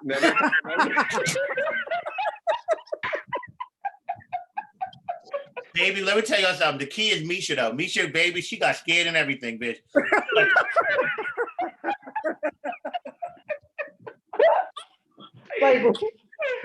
I just had to get them up real quick, sis. I'm sorry. I just had to get them up real quick. They was ready, then you know they was ready. They was sitting behind that camera like,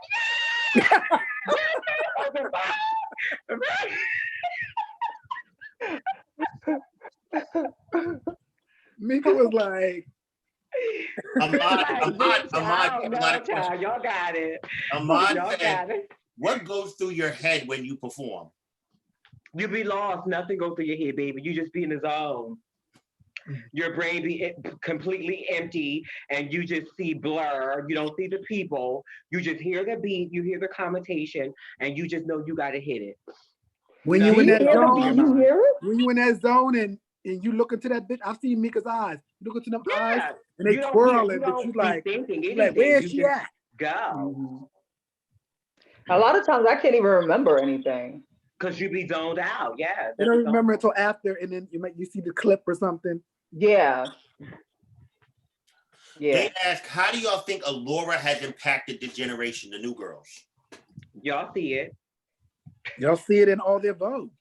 Y'all see it. I mean, Anybody dramatic. Yeah. Oh wait, they're back to the relationship questions.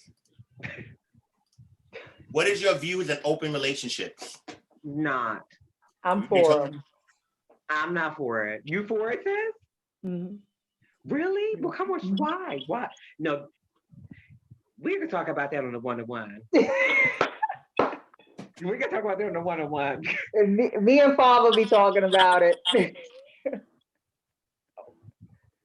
Yeah. Okay, so question. What are you more likely to do? If your man comes to you asking for a threesome, or if he comes to you asking for an open relationship, what are you more likely to do? Probably open. Hmm? Probably open. I would do the threesome. I wouldn't rather do either, but the threesome, because whatever. So let me ask you a question. If they come to you and have the courage to come and ask you for that, and that's if that's something you do not want to do, are you upset that they would want to bring that to you? Yes, I'm uncomfortable. I'm uncomfortable, but I have to understand why he feels this way. Why? What is it that may be missing? What is it that he wants Mercedes, to your phone. Mercedes, your phone acting up again. It's acting up. Now I'm on the phone. I was on the iPad and I'm on the phone. Okay, but I have to take in consideration why he wants to do something like, wants to do this, or what's missing, what's needed. Whether I do it or not, I still have to listen to hear how he feels about it. Mhm. And why he feel like it's needed, or he just want to do it. For me, I don't look at it like a personal thing. Like, I feel like a lot of times people, like, I feel like people are whole people. I don't believe in like, oh, we're like two halves until we like get with each other, and like we're supposed to complete one another. I feel like people. I think that's some bullshit.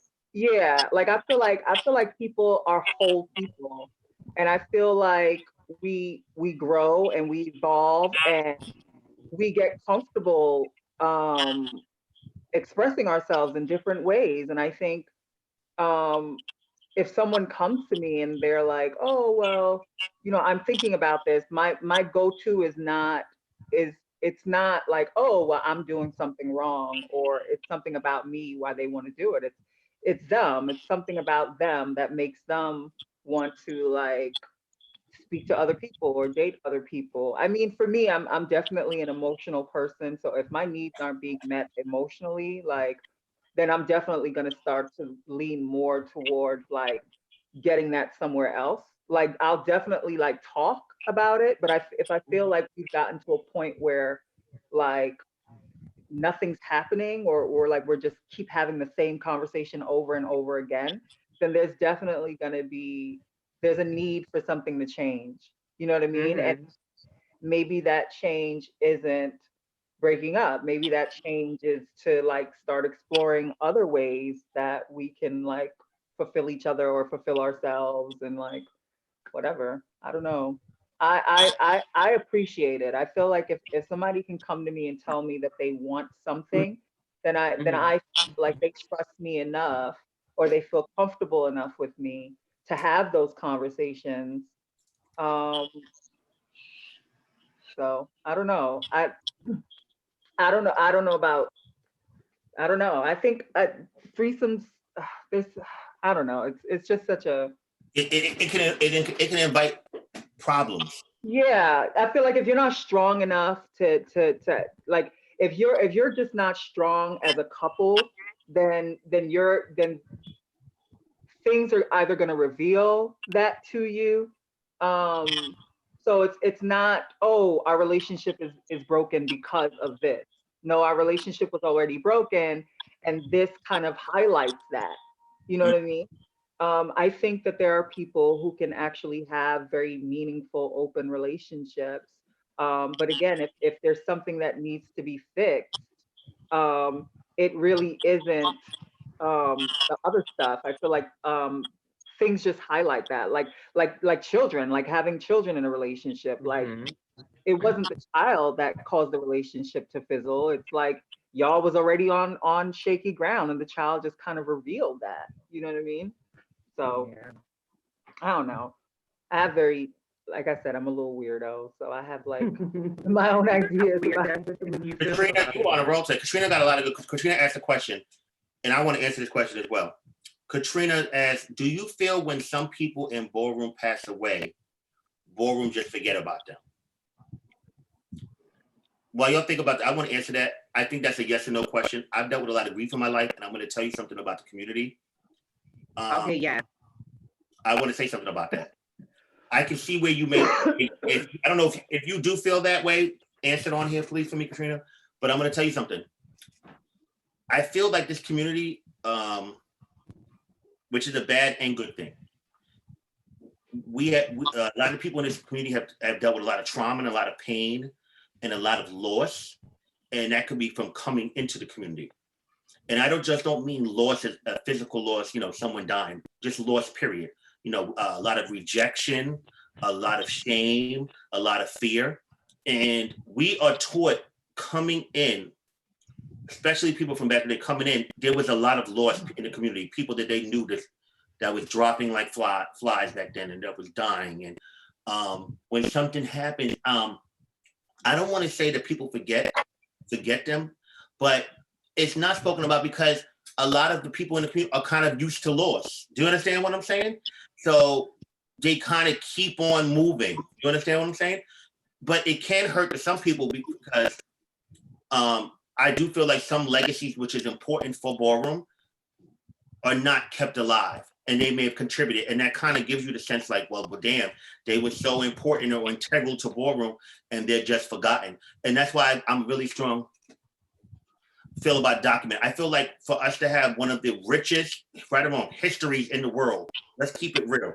Ballroom has inspired, Ballroom has inspired mainstream, it has inspired culture. This is something that's been going on for decades upon decades. Now, yes, Pose and all the other shows is out now, and Legendary, Upcoming Legend, shout out to all the girls that's going to be on there and, bring it and do their thing. It's being highlighted, but this culture has inspired people for decades. Yeah. And I think the problem is because so much of our culture is not truly documented. You understand what I'm saying?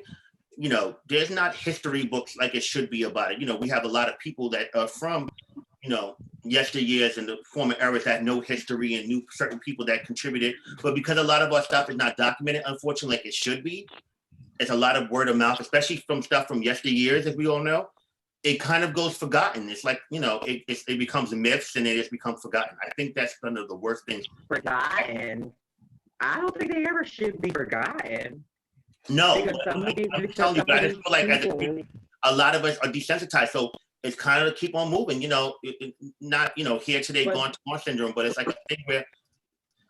But some of these people be who those people be. It's very, now that everybody have their own little feng shui, so most of these people be who those people were. So then how do you forget if you have these people that's keeping their moves, their performance going, their like I said, their moves. So how do you forget? If they're able to keep their moves and things going, then we should be able to keep their legacy and keep their memory going. If your bitch can still get on the floor and do her move and she's no longer here, then why not keep her alive? You keep her memory alive.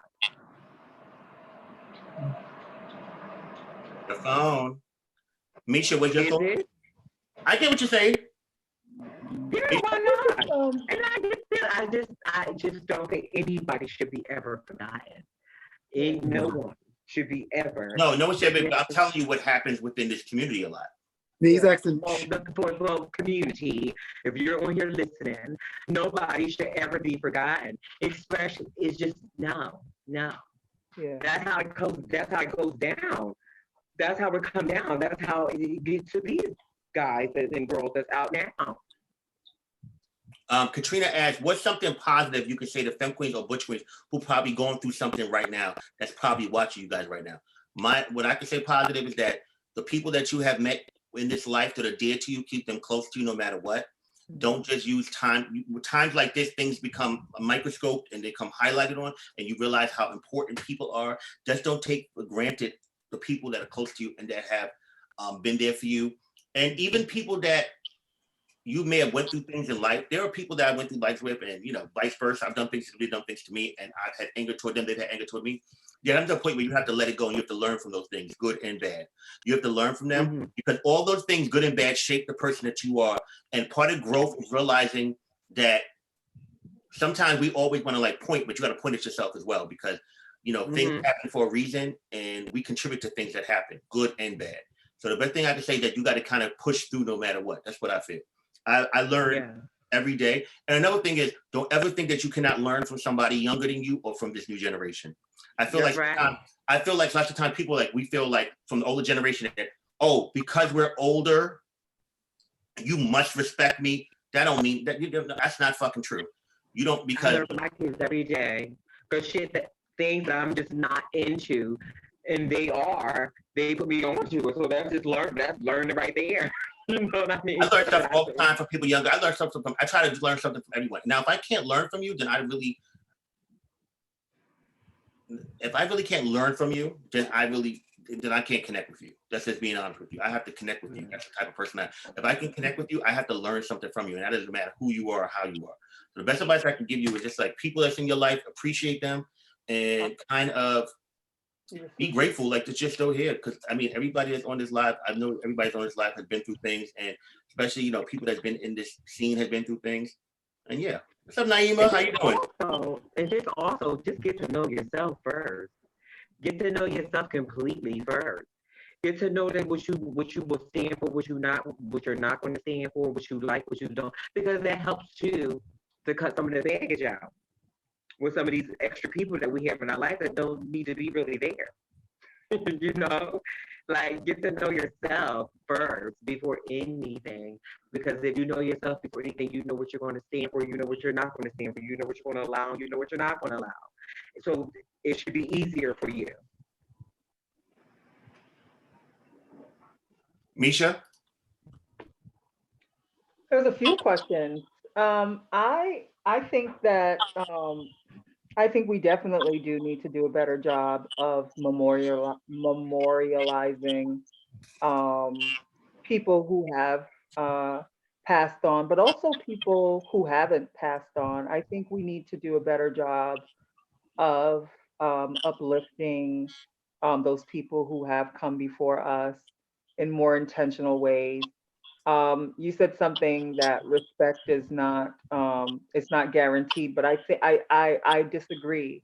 I think that a lot of folks, especially in this generation, just like us, we stand on the shoulders of people who came before us. Right. So that level of respect should always be there, regardless of whatever.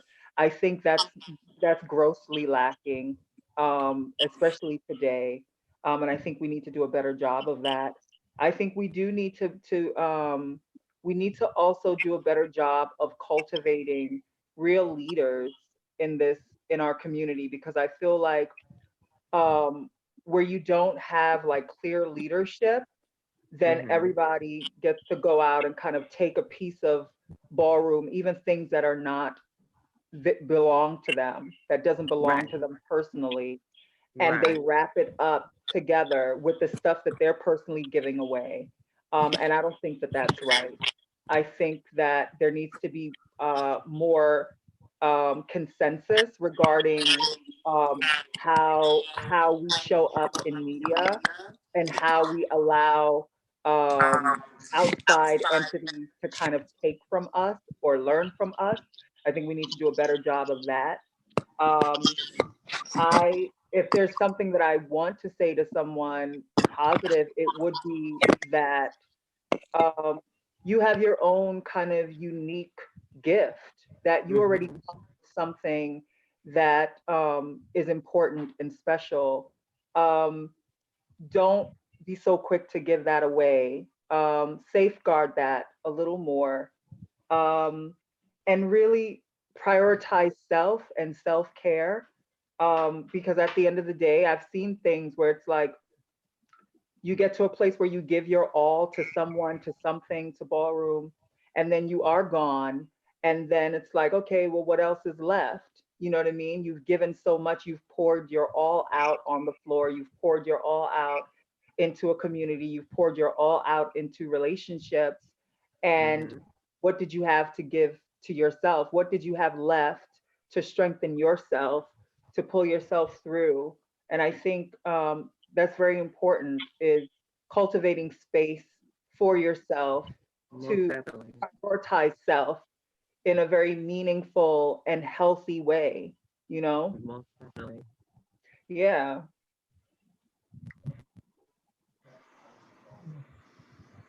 Kevin?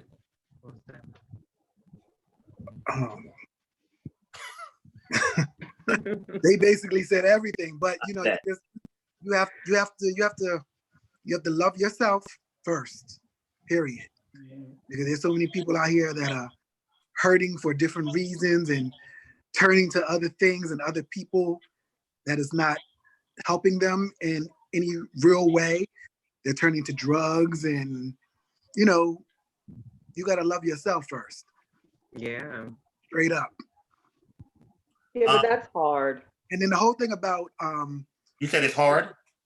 Yeah, it's hard. If you've never been taught to love yourself, or if you've never been shown that you're worthy of love, like that's a very hard thing to do. I mean, you'll spend your whole life like trying to find out what that is, like, or what it feels like. Yeah, if no one's ever told you that you were special, if no one's ever told you that you were beautiful, if no one's ever told you that you were worthy Self-love we're talking about of life, it's like, you know, you're gonna be more susceptible to other things, you know, other methods of coping, other kind of like ways to kind of like give that to yourself or to feel that way, and that's very hard. I like I'm not saying you're doing that, but I always get upset when people tell people like, oh, you should be doing this, or you should love yourself more, or you should be better to yourself. Or if you don't have the capacity for that, like we got to stop like blaming victims. You know what I mean? We have a lot of hurting people in this community who need people to really rally around them in ways that aren't shaming them, that's not judging them, that they'll be open with that.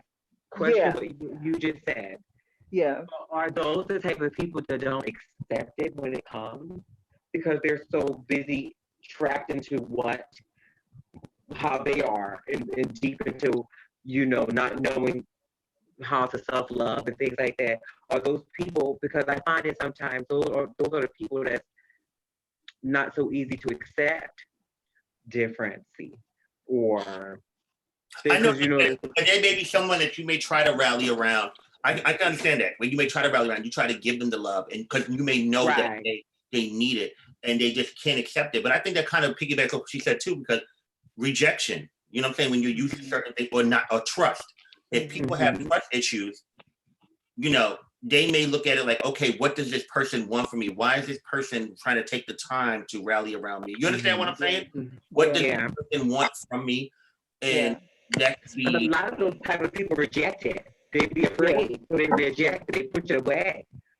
Well, so if I don't trust you, I'm not, you know, if I don't trust you, I'm not going to take nothing from you. You know, a bit, you know, especially about the job that I do, a lot of what I do is cultivating trust. And it takes a while. It takes like years to build trust with someone. And the reality is a lot of people don't have a year or years to waste. Like you need to reach them within the first week.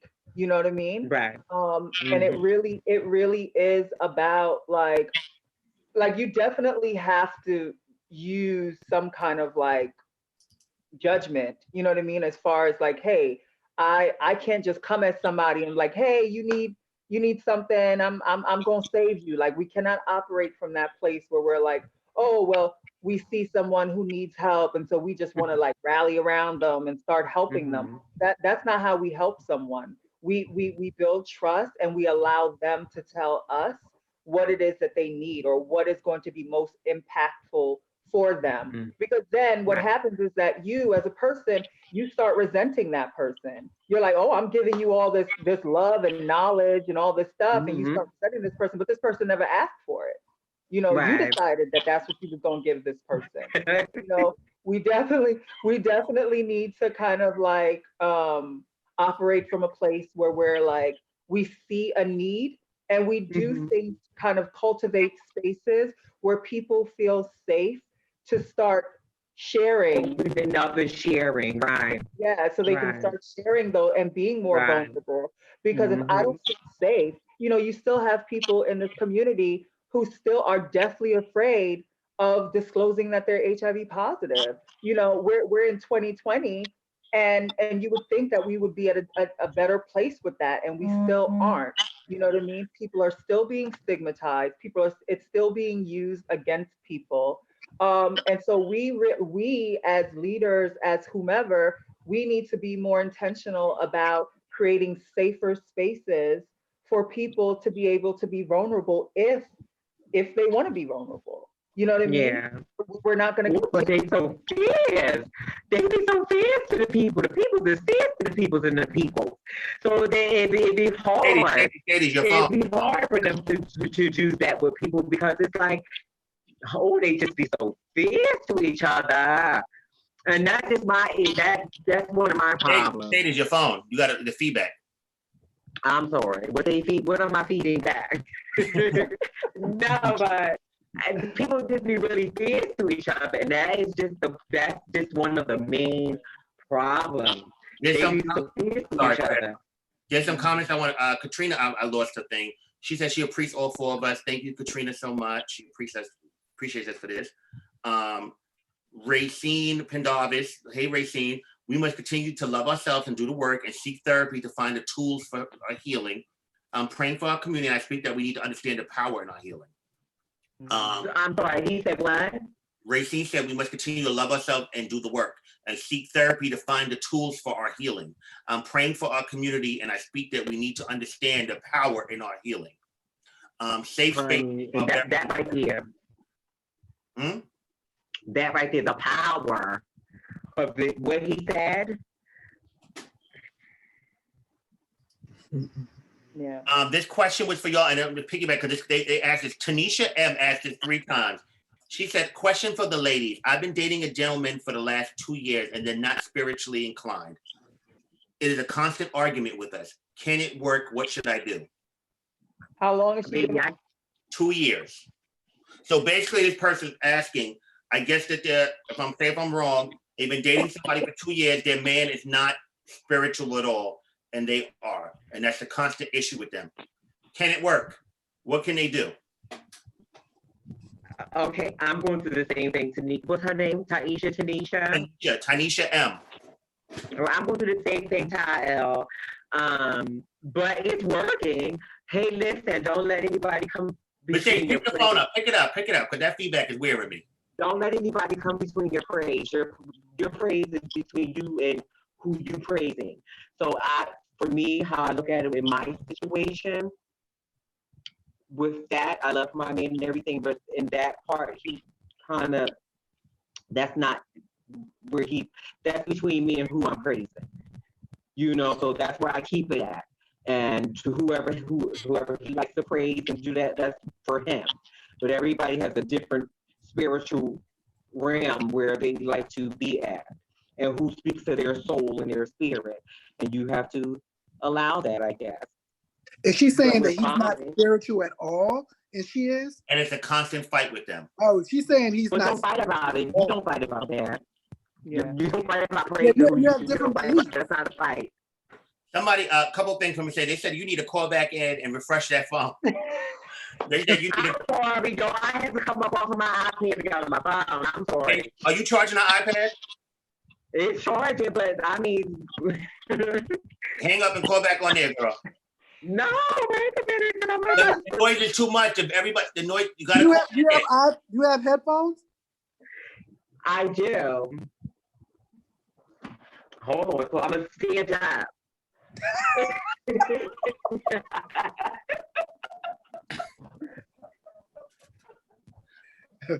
Okay, Misha, can you answer that question for Tanisha? Yeah, I would say that, I gotta be very careful when I say this, because it's like I never want to like give it relationship advice or any kind of advice to people, because child, if something happened, I don't want to be like, oh well, They come and blame you, bro. They come and blame you. Maybe. No, that's why I was like, oh.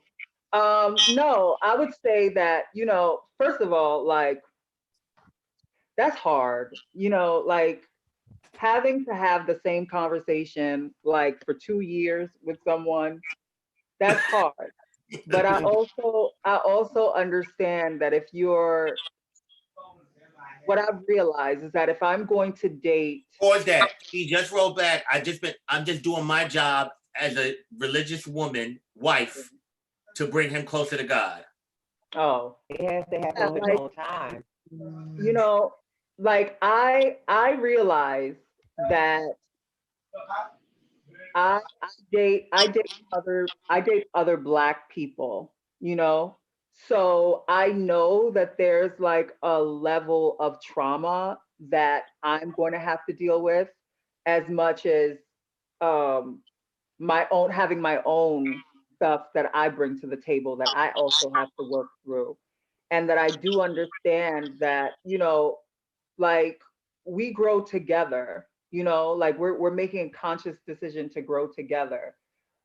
And I also feel like if we're not communicating to the point to change things or to make things better, or if we're still stuck on the same thing with no kind of resolution, then that would be an indicator to me that things need to probably change. Like, I need to probably make a change, because especially something that's very serious to me. Like if if there are things that are definite deal breakers for me, and those seem to be an issue for us constantly, then we might need to reevaluate, what our roles are in this relationship and where we're actually going.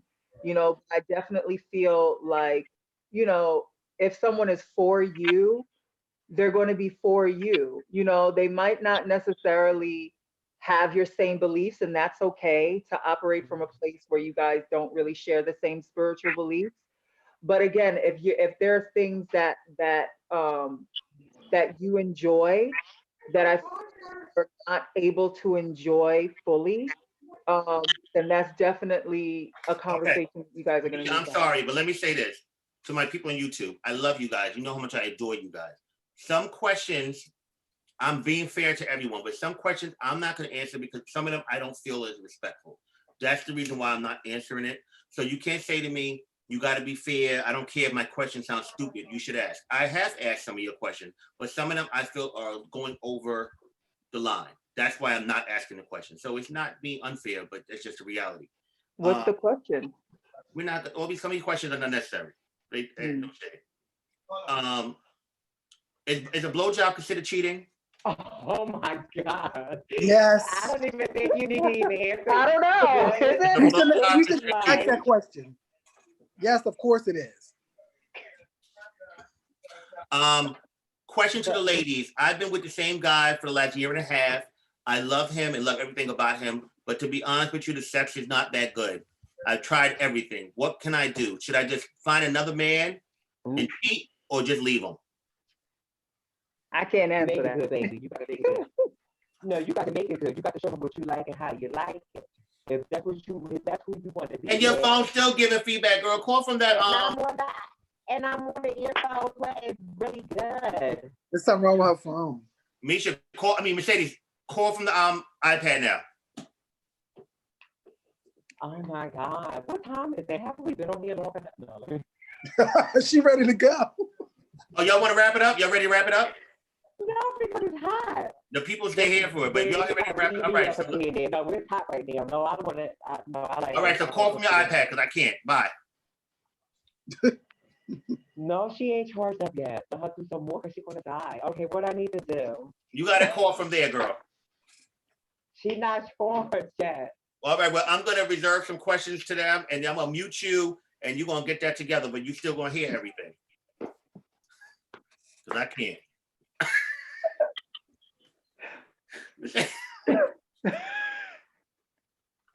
Okay. Can Kevin and Miss Misha, can y'all answer that question? What?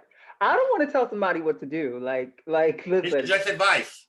me, if something isn't working for me, I'm Miss Runaway Girl. Like, so if something's not working, and I mean, and I'm talking to you, and we're just not getting anywhere, we having the same.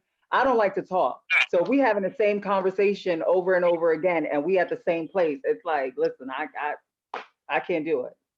So, Misha, so what are some deal breakers? Give me some deal breakers that it's like, okay, boo, I'm not dealing with this. If we having the same conversation, if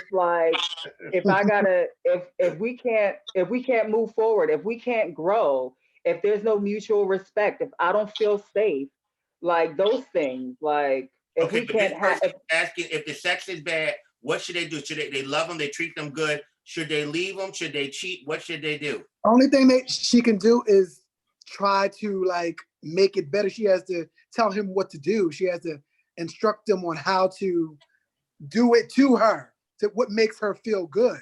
I mean, if it's, I don't know, we don't know what it is, but if it's his dick size, then yeah, exactly. Like, what is it? Like, there's not much she can do about that. She can help, she can tell him to do other things, but she can't do nothing about it. She can't make it bigger. She gonna, if she loves, if he do all this other stuff and that's one thing, then I don't know. She can still make that work.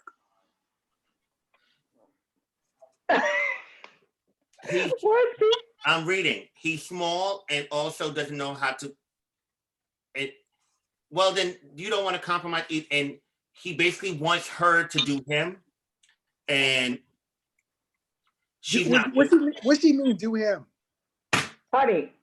Oh, she's trans. And she's not with that. Oh yeah, they may have to move on. They said Mercedes is talking sign language, girl.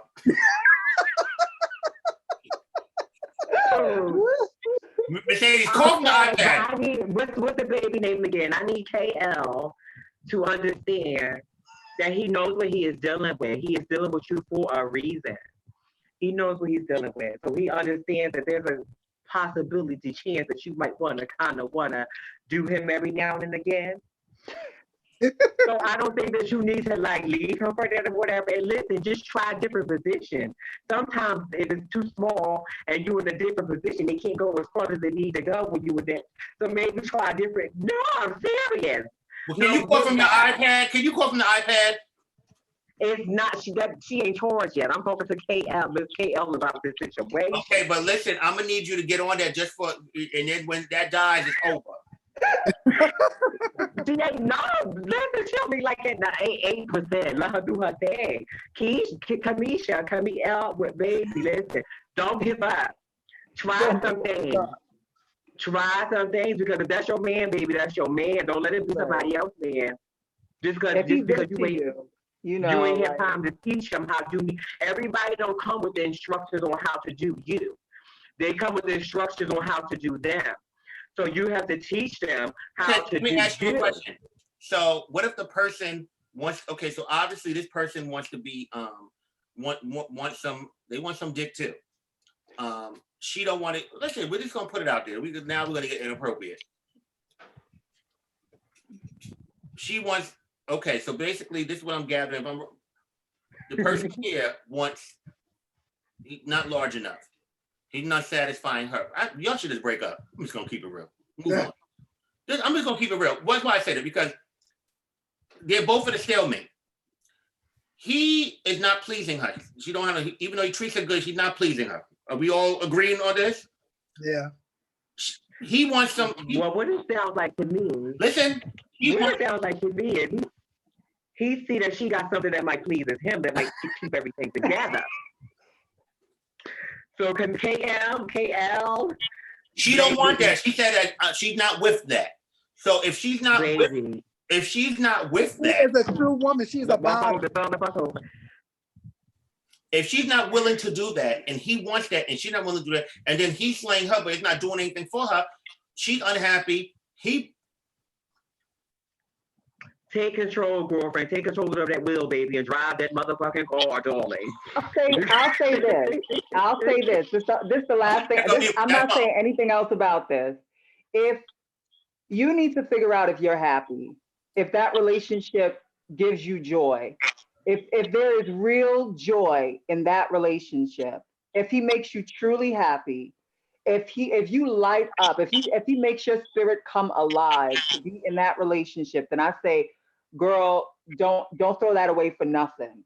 But if you are not happy with anything in that relationship, if your soul is not satisfied in that relationship, then you need to be where your soul is satisfied, and you need to figure out what that is.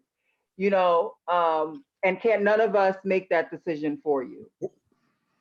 Misha's that attorney that be on the things like, listen, y'all can say this and you can't say this because we're gonna be liable. So this is what you're gonna do. No, I'm dead serious. Like, I operate from that place. Like I don't want to make, I never want to make a decision about the rest of my life based on things that probably could be fixed, you know. But if you do not touch my soul, if my soul does not leap to be with you, then I don't need to be with you, because I don't have no time. Like, I don't know how long I got on this earth. I don't know. I don't know. All I know is that I need to experience as much joy, as much love, as much So basically you're saying, if they when they slaying you, if their dick is not touching your heart. Listen. If it's not touching your heart and making your body tremble, walk away. That's what you're saying, in other words. That's not what listen, I'm saying that I'm not doing this with you. I mean, listen, I've heard people say that a healthy sex life is the most important thing in a relationship. And just full disclosure, I don't even know if I should even say this or not. But I never had a healthy relationship to sex. So sex was always the last thing that I looked for, because I could never see that, because I was not taught to enjoy that, or that was something that I should be enjoying. So I always sought after other things. And just full disclosure, I don't even know if I should even say this or not. It's a feedback. Oh. Yeah, right. But so again, it really, I mean, it depends on what's important to her. What's the most important thing in your relationship? And if the most important thing is not happening, then you definitely need to make a decision that is in your best interest. If she loves him and he loves her and she still wants that, they may have to open it up a little bit. Maybe they might have to start bringing somebody else in or something. I don't know. Sometimes love isn't enough. You can have love, but sometimes love is not all there is to make a relationship work. You can have love, but I love a lot of people. I still love a lot of people, but that don't mean I want to be with them, or I want to be in a relationship with them. Love is not the only thing. Love does not.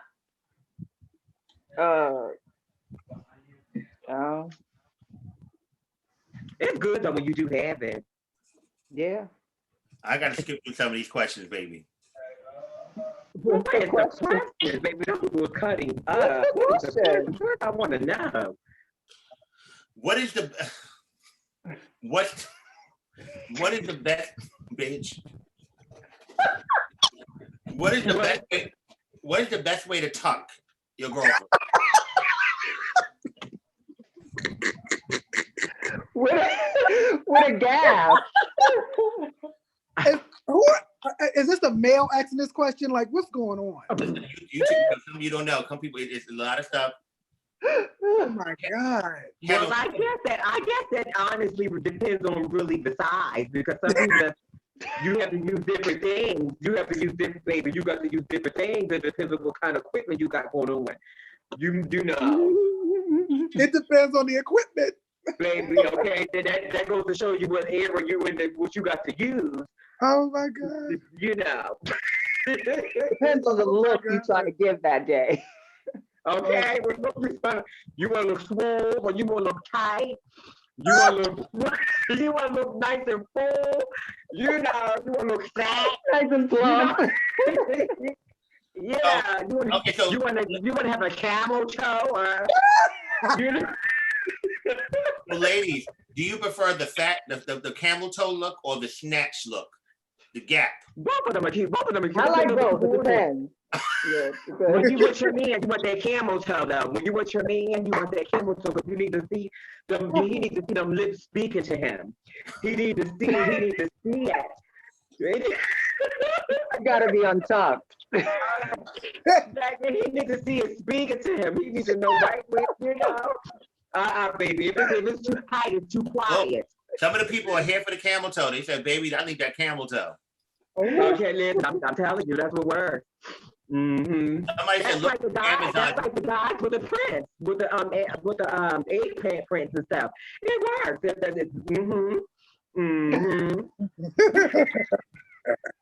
Okay, so you learned it from whatever you guys need to use for it. Somebody said they went on Amazon and found the camel toe panties. Listen, they probably have everything now. Wow. Make your own camel toe is always better. Because when you got to come about those camel toe panties and it ain't no camel toe, baby, you got to explain.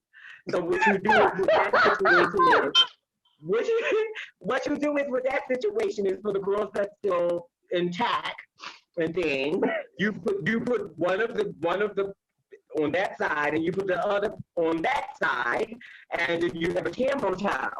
You know what I'm talking about. You put the scrotums and the okay, one side and the other side, and you have your camel toe. Because if you come out the panties and you got a camel toe, then you got to explain. Even though we know guys don't really, baby, they don't really care. You know, but okay. Yo, do y'all really want these questions or you want to get, because the girl got the questions, baby. Ask them, yeah. Somebody said, I've been dealing with some trade and they still don't know my teeth and I need to let them know because they've been wanting to hang out. What do I do? Well, first of all, don't hang out until after the quarantine. You can break the news to them while they're on quarantine because she ain't got to see them. Well, she just made her own quarantine. Safety first. She desegregated herself from hanging out with him because you haven't told him the important necessary things that you need to let him know. So you didn't put your own self in quarantine, my girlfriend. You need to tell this man. You need to tell, what is the joy of that? Not telling him. What is the joy of that? Maybe the fear of rejection. Safe, honey, you know that. You know sometimes you can't tell them, honey. Sometimes it ain't safe. Safety first. Safety first. Yeah, you can tell them on the phone. Tell them on the phone. Safety first. See, for me, I don't like that. I never liked that. I like to let you know everything you need to know from the beginning. So let me ask you a question. So for girls that meet guys like that, and do you think, okay, tell them like upon meeting, tell them in a text, tell them on the phone? Is there a right time? When do you feel it? When is the right time? Safety first.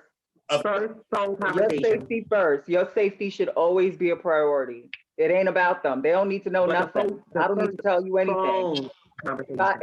If I just met you, I don't have to tell you anything. Especially now that how the world is and how people are and how afraid they are. It's like, please, like, and you know me, like I'm definitely one of those girls who are like, listen, it's better that you know.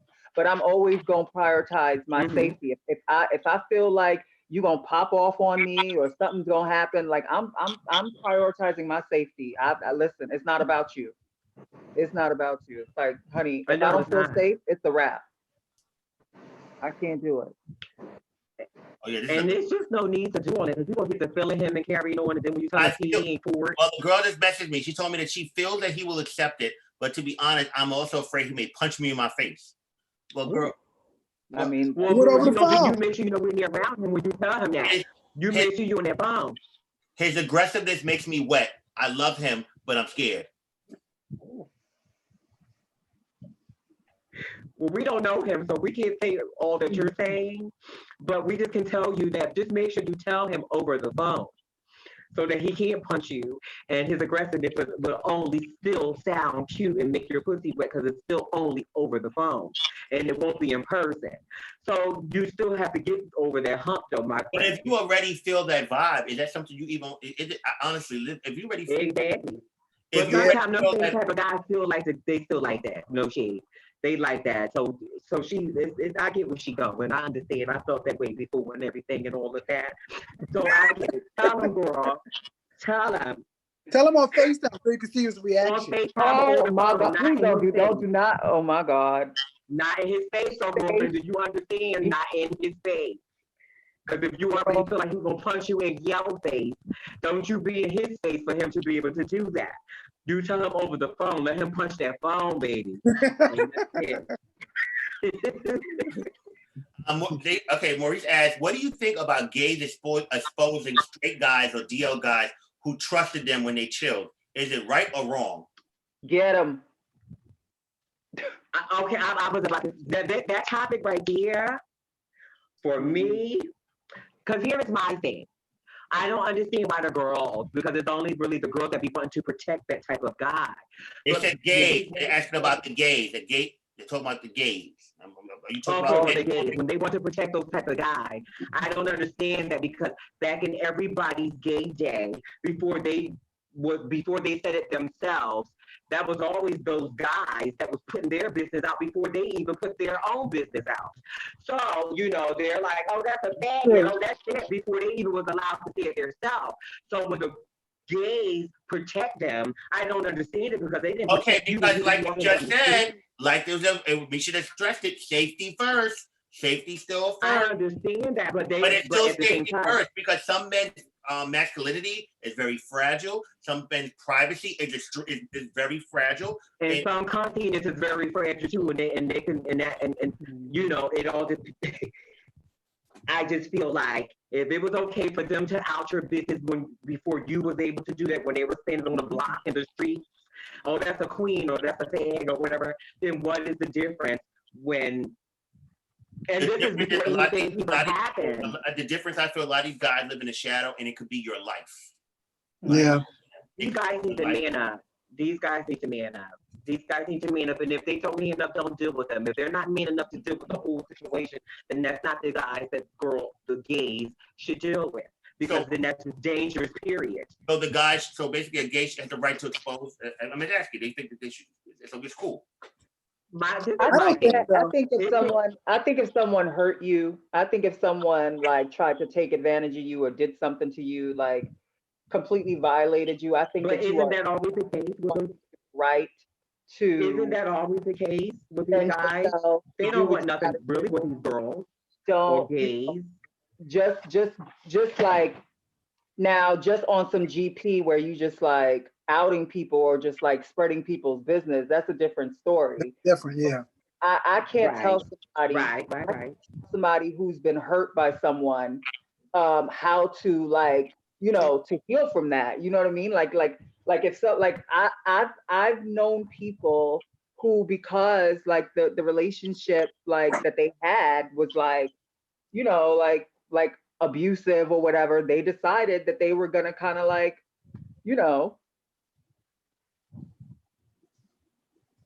expose. Somebody, this is for Meeka. I'll tell you afterwards. Somebody has a message for you on here. Who is it? Somebody, NOE 85 has a message for you. What's the message? I'll tell you after the fact. They know you. They know me. You taught them the biggest lesson in life. You hurt them, and yeah, this is good. I hurt them. I hurt them.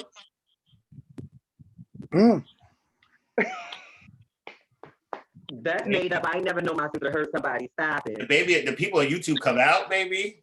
Don't they? They said that it's good to see that you're still beautiful and they forgive you. Oh. What is it? Is it a guy that we dated? Did we date? Question. NOE 85. Did y'all date before, and how do y'all know each other? How did she hurt you, honey? Would you recommend Musa asked, would you recommend eating ass on the first date? Listen. I'll say this. Good sport. I will say this about like relationships and guys. Like I'm definitely, like, y'all know this about me. I'm definitely one of those people like if you, I don't intentionally hurt people, but if you come at me, like, my girl said, I'm going to address no. Oh yeah, no, I'm definitely gonna do that because I feel like, you know, especially guys, I don't know if like we dated as a girl, but me personally, like if something didn't work out between a guy, it was always because they did, like, I just didn't feel like you are worth my time. They said it was when you was the Oi Viaga. Oh my God. No, You don't even know that shit. I was never a boy. Okay. Never. Okay. Never. Y'all gonna have militias come out on here, babe. I've never been a boy. Oh, look. Misha. Musa said, Misha, stay on the eating ass question. They want it. I don't know nothing about that. Sorry. So can you eat ass on the first date? No, you should not. You should not. You should. Luke, Kevin? Who, what? I don't do them things. I'm sorry. Oh, God. I don't knock anybody who do, but I don't do them things. Baby, you should eat nothing on the first date, but whatever the meal is. Question. They all ask, do you masturbate when you're in a relationship? Yes. Oh my God. What time of night is it? They are hot. Yes, yeah. They are really hot, spicy. Okay. Always like that though. They always like that. Do you masturbate when you're in a relationship, Kevin? Sure. Yeah.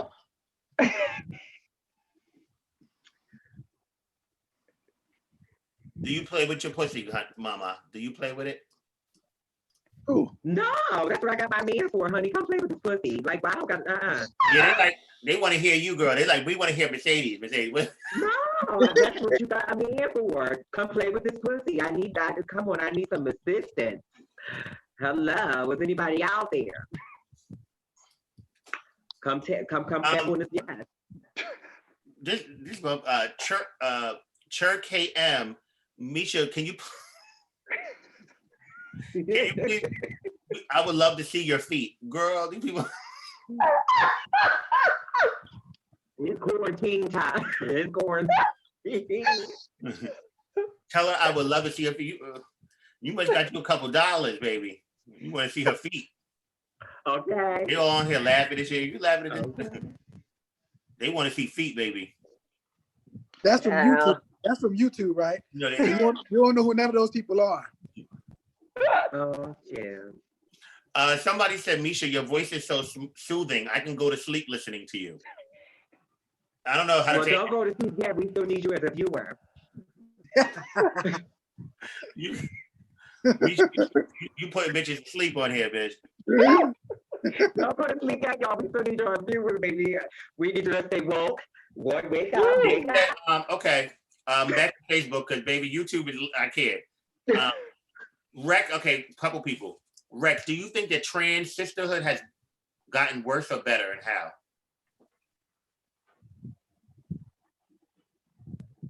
I don't know every trans woman, so I wouldn't even know how to answer that question. Okay. What Maurice asked, what is your age barriers as far as dating or cutting up? I always say 3 years younger and 3 years older, but now I'm 30, so I've had to open up that gap 2 more years. And now, so basically, Maurice said, when he was younger, it was only 3 years each way, but now he's older, he's like, child, 5 years, Mm-hmm. Oh. So what's the youngest you think you could go for a relationship? Well, my lover is 10 years younger than me anyway, so. How old is he? Okay, so you always I mean, need tune-ups. You don't never need no tune-up, baby. You always need tune-up. But that's not bad. But that's not really bad. Kevin's almost 50, and the boy is... Caesar, we said we was having a good conversation. We still are. You know that's a lie. So don't do that. So, okay, can you correct me? Kevin 45, child. I'm not 45 either. We still telling you lies, girl. Anyway. No, you know when I'm born. You know I'm not 45. 44. Thank you. Well, that's all right, baby, because you got that's all right. I think that's all right. Ain't nothing wrong with it. You still got a youngster that likes that 40, baby, guess what? It still must be, some must be still going on. So would you date somebody 24, Kevin? If I was single, but I wouldn't date No, them. that's too young. That's too young. I'd probably just have them. That's it. Just to give you a little bit of tune, just to give you a tune up. That's it. But not to date them. No, not to date. Just to change that audio real quick. Just to change that audio real quick. That's it. If I was single, I wouldn't date anyone under 30. Okay. Okay, so what's the youngest you would have sex with somebody?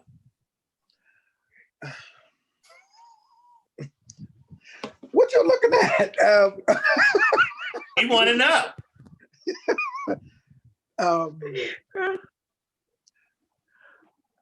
25. I just said 24. I just said 24 a minute ago, and you said, yeah, now it's 25. Well, what is it, bitch? No, I didn't. Who said 24? You want to talk about me? I just had to ask you, what about 24? And you said, well, to have. Yeah. So is it 25 or 24 or younger? Long as they're legal. Oh, shit. He is full out. What's the oldest you would go? Ooh, that face right there. Some of them You know me. So it's like. No, but I'm asked the question. So you made a face. So what's the oldest? Lots of guys they don't look. Everybody doesn't look young or have that youthful feeling that's in their 40s. Not everybody. There's a lot that do, but not everybody. So, I mean, I don't be looking at other people anyway. But baby, some of them old kids know how to do the damn thing to you, honey. No, that's now, not. I'm not gonna lie. When I was younger, I liked older guys, and there was this guy I used to mess with. They know how to real young. they know how to do the damn thing. He like 15 years older than me, and yeah. So that was a long time ago. He had to be almost 40, and I was in my early 20s.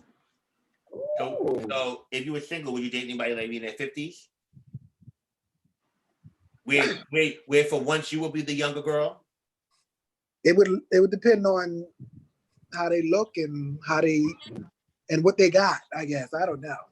If they're established, and, yeah. Misha, what about you? What? 50. Would you, 50. What? If you were single. Uh-huh. Well, how much older would you go?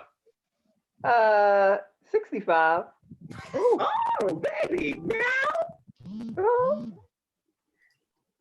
Wow. You would go there now at your age, you would date a 65-year-old? 65, yeah. Oh, baby, you about to go to the nursing home. Wait a minute. Thank you, Ryan. Thank you, Booth. He says, I'm crying. I love the chemistry between Caesar, Misha, Mercedes, and Kevin. So let me ask you a question. What's up, Dora? Misha's 65. So let's say that, okay, would you mind, like, if you had, like, they older, like, you had to take care of them, or, but you're a caretaker by nature, but could you see yourself, like, taking care of an older man? 65, yes. That's what she would have to be doing. I'm like, if it's, I mean, if we're in a relationship and like, and he's of the age where he can't take care of himself. I mean, I've dated guys in wheelchairs, so it's like, Really? that doesn't, yeah.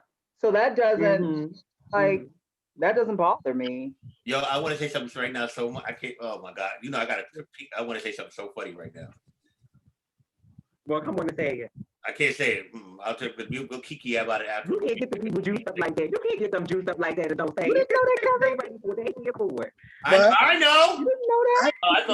I'm trying to remember. Like, I don't remember. Let me tell you something. Misha has a very colorful dating history. Let's put it like that. Yeah. Oh, and I think, wait, okay. Misha's dated people, celebrities that I know of, and this is real talk. She's dated famous puppeteers. Puppeteers? Mhm. I'm about to end this call right now. No, Baby. If you ever write a book, Misha, it'll be a bestseller, baby, right or wrong. You should write a book, sis, for real. You know. I'm gonna help you. Oh, you definitely should write a book, Mercedes. We can intertwine that together, honey. The 23rd and the 24th. Right? The name of the book. The 24th. Oh, get into that. The 24th is the name of the book. Exactly. 23/24. Okay, because YouTube people get mad when I ignore them, child. Hold on. How much longer? Okay, how much more longer y'all want to do this so that way we can give it cutoff time so that way. I'm good, but you know, Mercedes.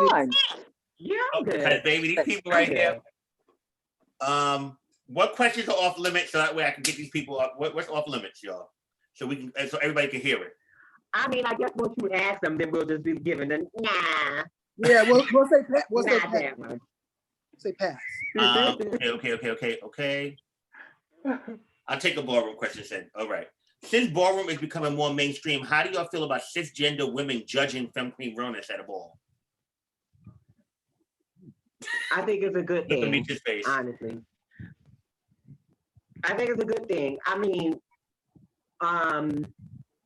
women have a different eye than your girlfriend, and hear what than your girlfriend, because a lot of these panels be girlfriends. So a woman might not. She's going to look at what she might be like. Oh my God, she really do look like me, or she could sit next to me, or she could take my man, or those type of things. So that might be a good thing, just to have a different type to judge that. There's some women that don't look that feminine. That's not that real. Right. It was like, I just say, honey, let's call Well, in the street name for that. The person that asked the question said, I think it makes sense. I guess piggyback off the Mercedes, then I want to hear what you feel, Misha. We probably feel alike about it, but I think it makes sense because it's about realness. And for me, I think it's good having a cisgender on the panel because the eyes are sharper sometimes compared to T-girls. Now that's a problem. Right. Misha, they asked you. Misha, what's your answer to that? No. I got an issue with that. I feel like realness is subjective, it's opinionated. I feel like what one may find as real, like it's like sex siren. What one may find is real. Mm-hmm. What I may find sexy, bitch, you may not find sexy. You know what I'm saying?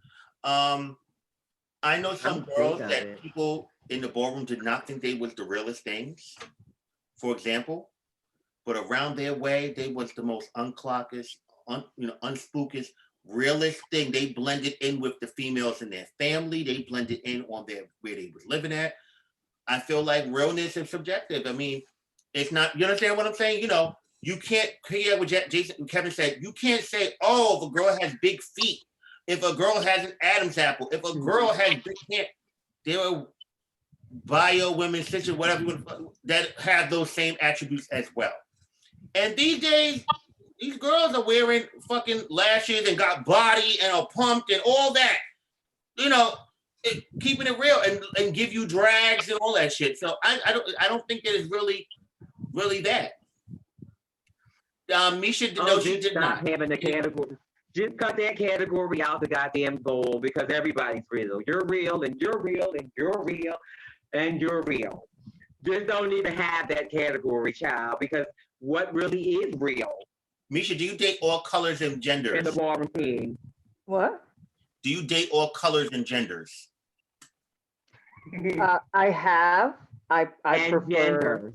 I prefer Black people. but I have dated all. I've dated different expressions, different colors, races. But I Black people. No, you cannot take her to dinner. They are all in a relationship. I'm gonna phone. Everybody in this phone is in a relationship, y'all.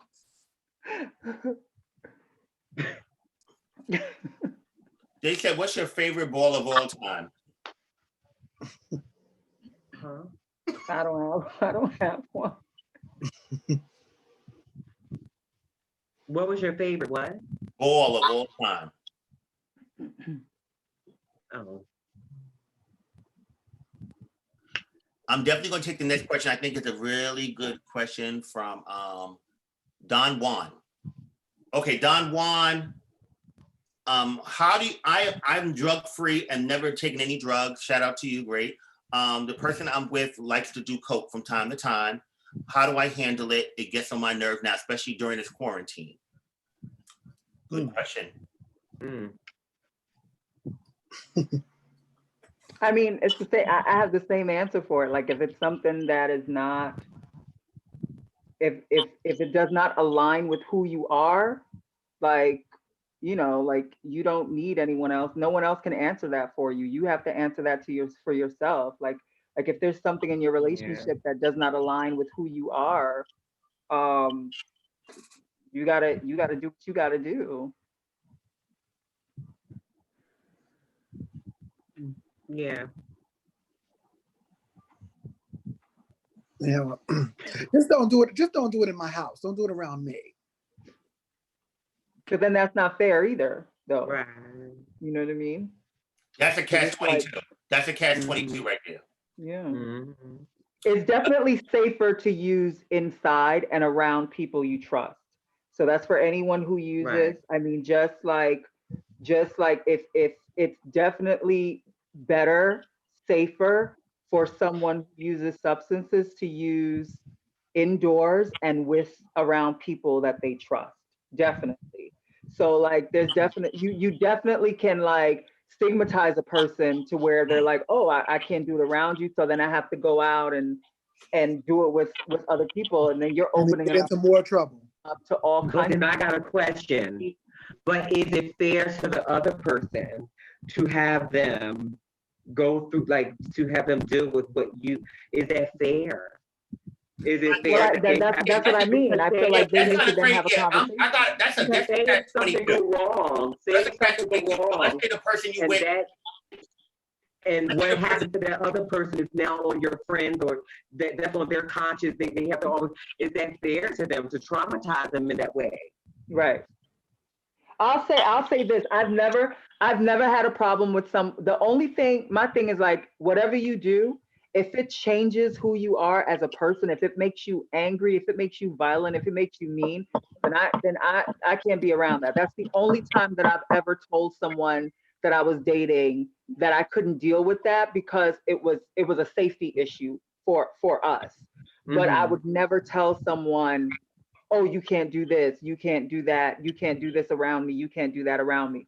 I definitely, if I know that I don't date smokers, I'm not going to end up getting into a relationship with a smoker. Like if that's like a deal breaker for me, then I'm not going to do that. But what if somebody sneaks up on you with that?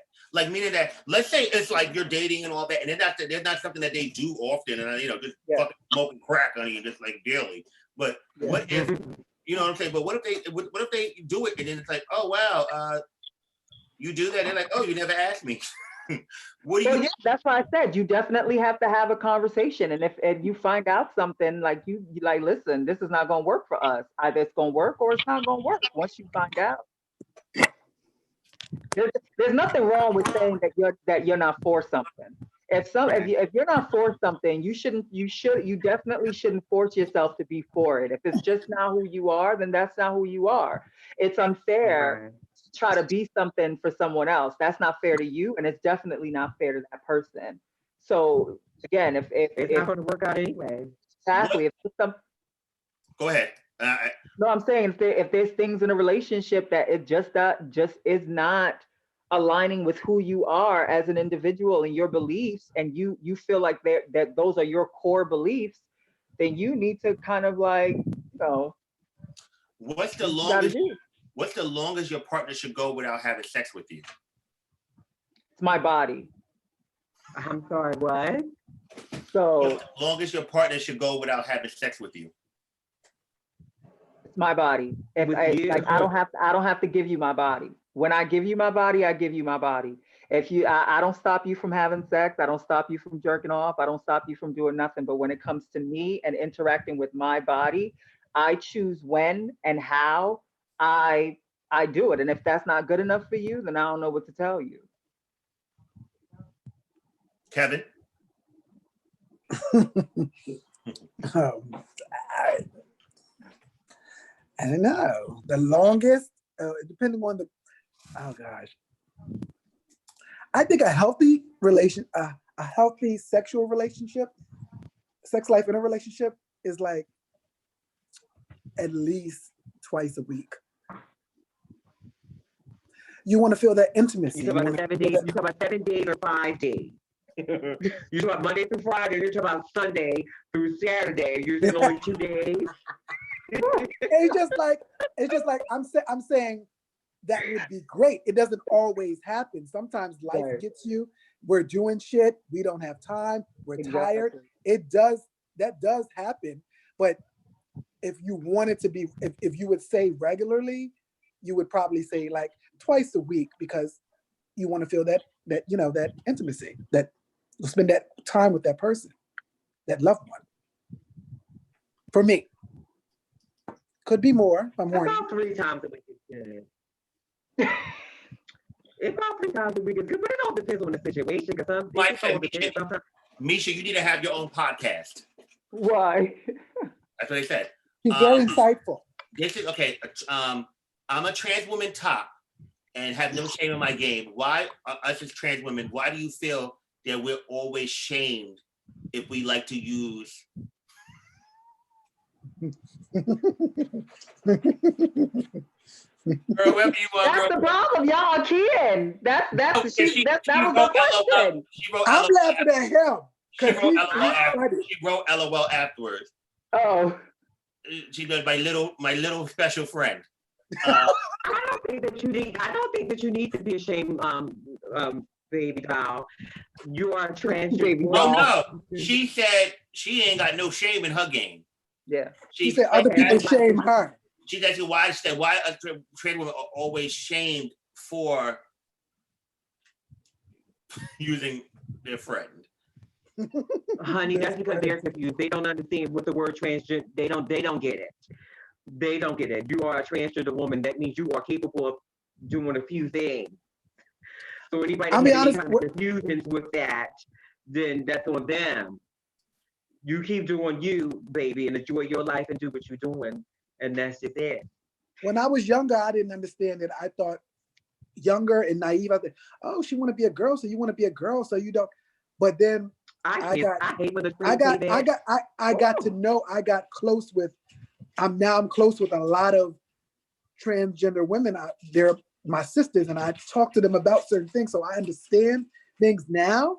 But that time I really didn't. When I was much younger, I thought, oh, you want to be a girl, so you want to be a girl, you want to have a sex change, and you want pussy, and you don't want to do that. But I understand that as the sexual organ, you're still, some people are still attracted to people in certain ways. They do certain things, and it is what it is. This is for the ladies. Wanda tell them that she's been on hormones for the last 3 years. Both of you ladies have beautiful skin. But why doesn't they work for her? Ever since she's been on them, her skin constantly breaks out. What should she do? Wanda, that's just a part of did you go for that in the beginning? I think I kind of did. That just your skin couldn't catch up with what was going on. They had to get regulated with what the regulations, what was going on. Did your skin go? Did your skin go for that in the beginning? I think, no, I'm serious. I think mine did. In the beginning, you said only what, 3 years? How old is she? It could be a thing. It could be. Wanda, how old are you, Wanda? Yeah, I think I kind of went through that just a little bit. I don't remember that. I remember you always having clear skin. She in the beginning, honey, she was a little. She went through a little something real quick. She had to catch up. She didn't know what was going on. There was some different things going on. She had to, she had to get herself immune to what was going on. You know a lot about that stuff too. Maybe I'm just saying, everybody's chemicals react differently to different things, right? Like hormones, like puberty, and you know, going through puberty, you have different chemical imbalances within the body, right? And within the body, it certain reactions. Right? I'm just saying, it could also be your diet, Wanda, things that you eat that you react with, to be honest with you. So I don't know. Yeah, there's many And many moms things. make your skin oily too. Yeah. I mean, that's definitely something that you need to like, you should definitely talk to your endocrinologist about that. You need to talk to your doctor about it. Maybe there's something going on, or it could just be, I mean, it's natural, it's normal. Your body's not going to respond to anything the way that maybe another person would. I mean, and that's just how we are as individuals. Our bodies are very different. And it's going to and it requires certain things. I think just talking to your doctor about that and trying to figure out what else is happening, and then creating like a routine around that to kind of help with that, if that's really causing you a lot of discomfort. It could be a few things. If Wanda is one of the girls that grow the thing, it could be a lot of things. That it could be the hormones that's stopping that. You know, that's putting a stop into the hair growth or whatever. It could be a few things. It could be numerous of things. Well, I remember years ago with the girls. I mean, Misha, right? I mean, we talked about, doesn't like hormones work differently for different girls? Like it may give certain girls a glow, and it makes certain girls can gain weight off hormones. Right or wrong? Yeah. The hormones worked very different on me than it did other girls. Like hormones gave, I saw other people grow breasts and I could never grow breasts. Hormones really, I realized very early what hormones were gonna do and what I would then have to do to kind of like be the girl that I wanted to be, you know? But it really did help, getting in touch with a doctor, making sure that I talked to them about some of these things that's going on. And if there was things that I didn't like, I did things to kind of like, you know, improve that, you know what I mean? For me, I really had to be very careful about what I ate, about sleeping. But that's just me, you know. There could be other things happening. It could be hormonal, it could be diet, it could be so many different, it could be environment, you know, or it's just what's happening right now, but it doesn't necessarily stay that way forever. But you're not going to figure that out until you actually like have that conversation with your doctor. Mm-hmm. Why are you falling out? Why are you falling? What's the question? Why are you over it? Heidi said, every time I get fucked, I come out my ass. Is that?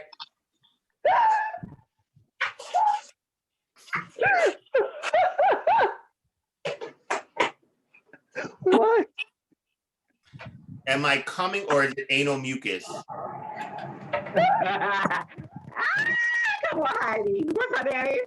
Heidi. Come on, Heidi. Come on, Heidi. That bitch said, come on, Heidi.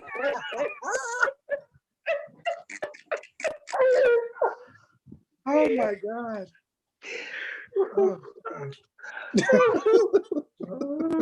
I can't answer that, Heidi. I don't know what comes up out of you, baby. I can't answer that. I'm sorry. I don't know. I'm done.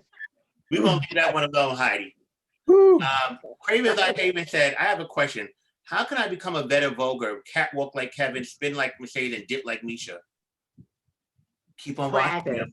Watch and practice. The people on here like, the people on here like, well, damn, Heidi. Yeah, okay, Heidi got Y'all gonna leave Heidi alone. Wait a minute. Heidi just said, don't judge me. We're not judging you, baby. We love you, Heidi. We love you, baby. Wow. Heidi, girl, no, Heidi. We're gonna leave. We're moving on. Oh my God. Come on, Heidi. Heidi said it's clear, not brown, honey. Come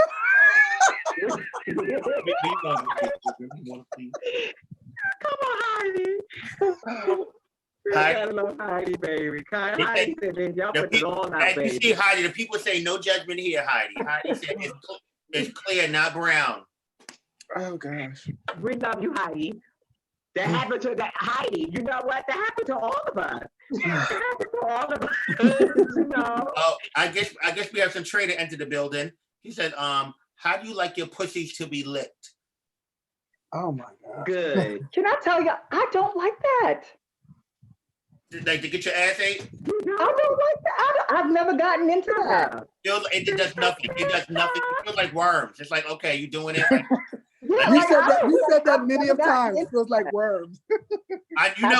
It's like one of the big. It's like for me when somebody like, I want to eat your ass. I'm like, okay. Yeah. It's like you there. It's like they eating it. You're like, all right. Like what is it? Like, I don't like this.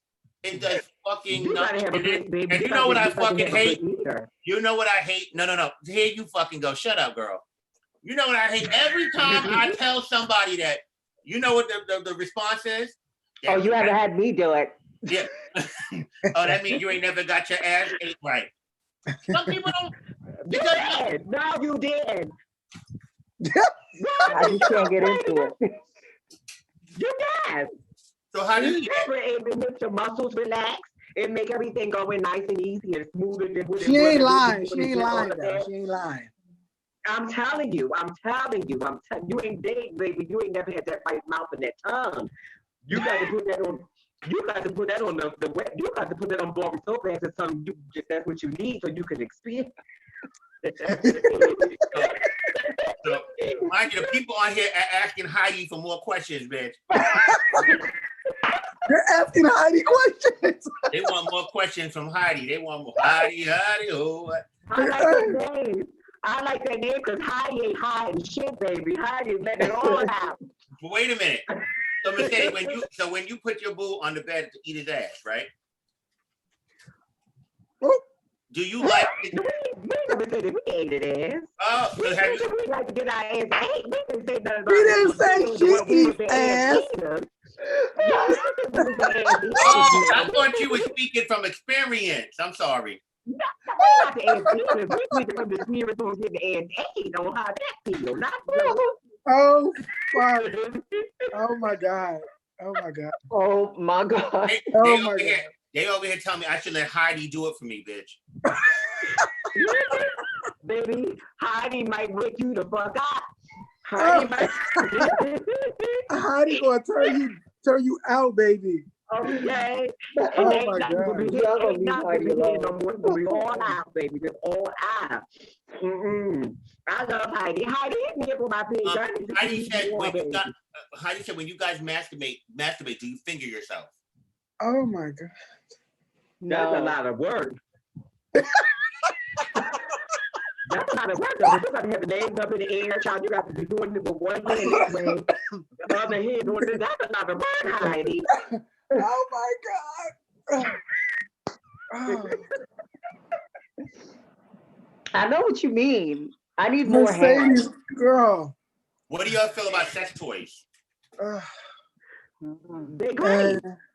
Yeah. I had a very good friend of mine and I did a Black Entrepreneur Live today. And he has a new thing. He's been thinking about it for a while, but he just launched a sex toy store for the adults for the quarantine. You know, a bunch of different toys. He showed a few of the toys in the live. A lot of people, he had a great response from it. So what is your thoughts about like fleshlights? And he had something which I was like, what? It was a prostate massager. People that even came on there and talked about robot. I'm being serious. They even said somebody came on there and talked. Y'all love Heidi? Come on, y'all love Heidi. They said they want to see Mercedes. Yeah, we all love Heidi. Y'all some freaks on this bitch. They want to see what? They want to. They're asking if you can show us how to eat ass. They want you to demonstrate. Oh my God. Now, I don't know who those people is, but Mercedes ain't never said that she. She didn't say she eat. She said she get it ate. Now, y'all all know that Mercedes got a lot of ass. So Mercedes ain't got no right eating ass. She got all the right to get the ass ate because she got a lot of ass. Now, I've done it once or twice, maybe 3 times. I'm not gonna claim to be a professional on it, so you can get that from me. You know. Oh, Jesus. What are your thoughts about sex toys? Like, have you used toys before? Would you use toys? What are your thoughts about it? I've used the thing on him.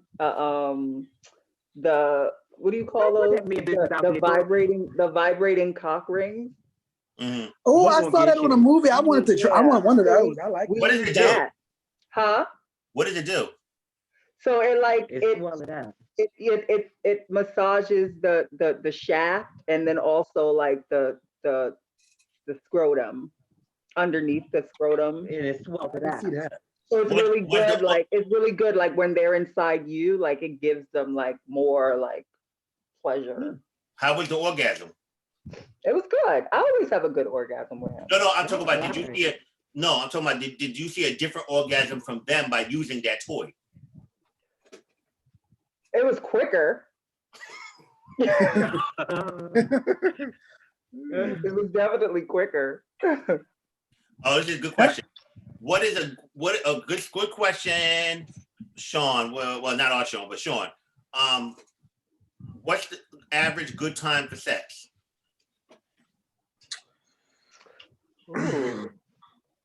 You can have an over session, over full session. Give the full thing. Give foreplay. Give sex. What satisfies you overall? Or do you like, okay, bitch, let's just get right to the fucking. Fuck the foreplay. No, I like a build up. It depends on the person. Yeah. It depends on the person. Or do you like quickies better?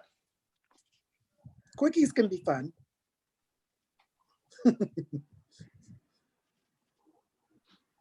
I gotta be like really turned on.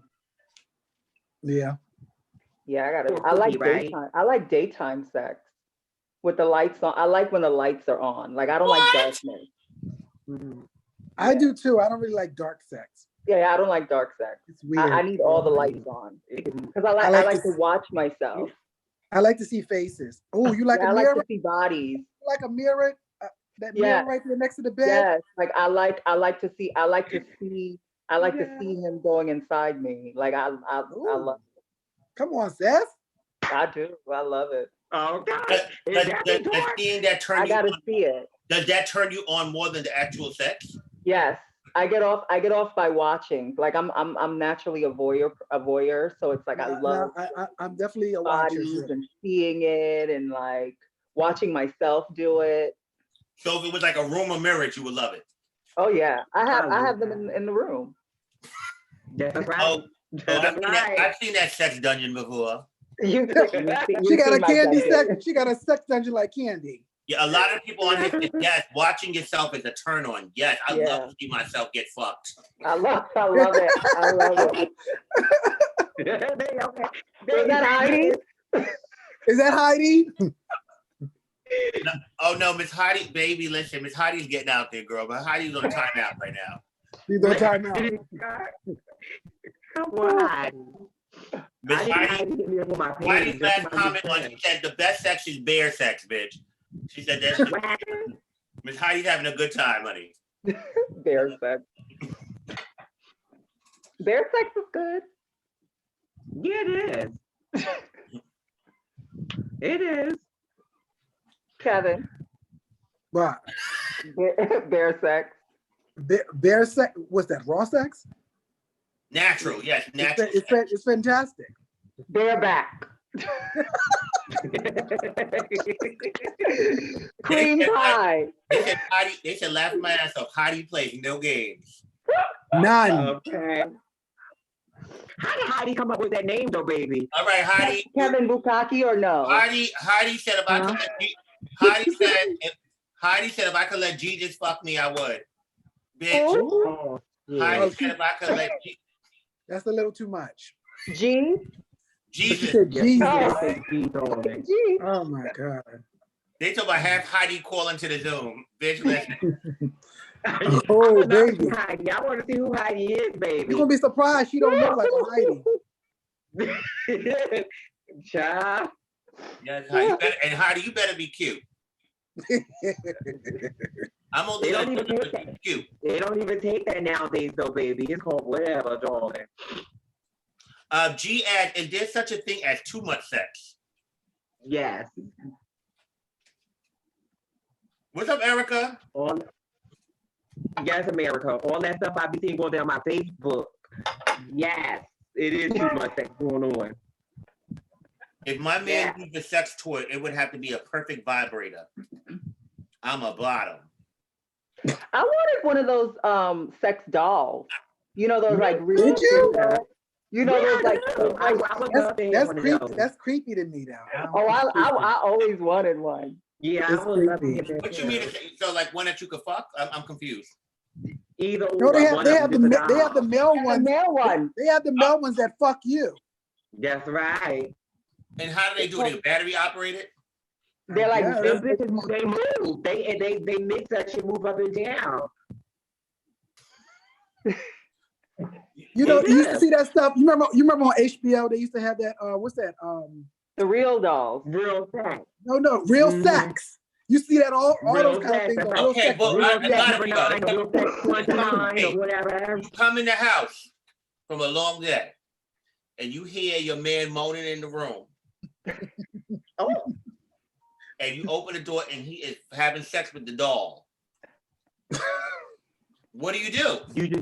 You join the fucking long as join the party. Well, yeah, it's You not join in, no baby. one, so you can join in. You Join join the in party. because they think I'm it's gonna not fuck the Erica right. up. Erica, listen, Rapunzel on here. Erica talk about child. I have one. Oh, really? Come on, Erica, yes. Come on. Come on, Erica. Erica, I would love to send you a link to call in. I would have loved to hear what you do with this doll. Oh my God. Erica said she loves all of you guys. She can show us. Okay. I love you too, bitch. She can show us. Rapunzel is crazy. Rapunzel said, child, I have one, child. She Oh ain't my crazy, baby. God. She said this. She ain't crazy. She just this. She exploring. She's Right. tired of the ordinary, baby. She wanted something different. Erica said you walk in, she joined the party, baby. Wow. Right. You What can't even Wow. get mad at that. Heidi said, I will kill that doll, bitch. Oh, shit. She gonna kill the dog. Let me tell you what happened now, because Heidi was real tiptoeing at first. Y'all didn't give Heidi, y'all don't, she like to know all this now, y'all. Oh gosh. She's a favorite thing. He said, I will beat that doll ass. That's what I'm gonna do. Oh my God. Heidi said, Yeah. Heidi said, is the doll fucking my man or is my man fucking the doll? Oh, that kind of depends too. So you walk in. It's really, shit, either way, honey. You walk in and you see your man yiked up and he just taking it from the doll. What do you do? Just yiked up. Legs yiked up in the air. Yes. Niggas are paying. Laughing my ass off. I'm with Heidi. How dare this doll fuck my man, bitch? Oh my God. That dick better be good. I can't. Well, see, the difference is with the dolls too. You can change their sizes. Yes. Can you? On them. Yes, you can. You can, yes, if you want a curve, if you want a straight, if you want a line, if you want a You can even get it soft. Yes, you can switch it up. What you gonna do with a soft one? And you I just like can that. Start, baby, you can start with a 7, and in the middle I love it with a 9, I'm- and end with a 12, darling. You can do it all. You graduate to a 12. Baby, you can start with a 7, in the middle you might need around about a 9, and at the end of it you can finish with a 12. Listen, Girl. don't be no fool. Gemini said, how dare little Kevin become a top? Who said? Oh, Look, she Gemini. wanted to try new things. Ooh. Gemini. Okay, this is a serious question. Raymond Slaughter said, when is the right time to have raw sex with your partner? What the fuck is all these sex questions though? Goddamn. Yeah, it's too many sex questions, y'all. They some freaks I out don't know there. if I'm getting horny or if I'm getting turned off. I would say once we've visited, for me, we've had to go to our doctors, had to do all that other stuff before.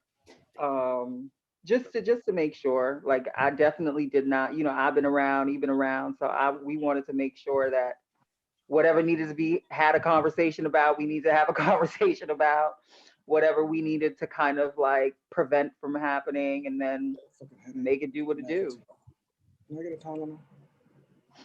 Everybody on every platform, Heidi, Yeah. Heidi, you're definitely a favorite. They're like, Heidi's a fucking mess. We love Heidi.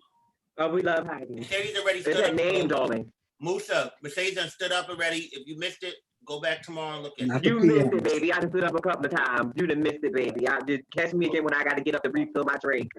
Stay tuned. Okay, Heidi, I don't know if this is a serious question. She said, every time I tuck, Heidi said, every time I tuck at the end of the day, I have. Wait, she said what? Every time, Heidi said, every time I tuck at the end of the day, I have a little odor.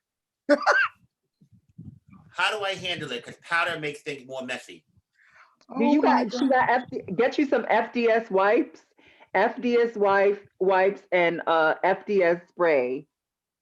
That'll take care of it. And make sure you wipe in between after you like use the bathroom, like or like wipe at least once or twice during the day. That'll definitely. They said quarantine is bringing out the sex talk, y'all. That's what it is. And you definitely don't want to have on stuff too tight all day, because then you're sweating in it. That's just a lot. Now, girl, you right now you in the house. Yes, girl. When you come home, unleash her. Breathe. Unleash. Yeah, when you come home, unleash her. Let her like, breathe. Let her don't sleep with any panties on at night. No. Yeah, just let it go. Just take everything off at the end of the day, honey. Just let it go. Oh. The girls are gagging on Heidi. Heidi, keep your person. Don't shame Heidi, y'all. Please don't.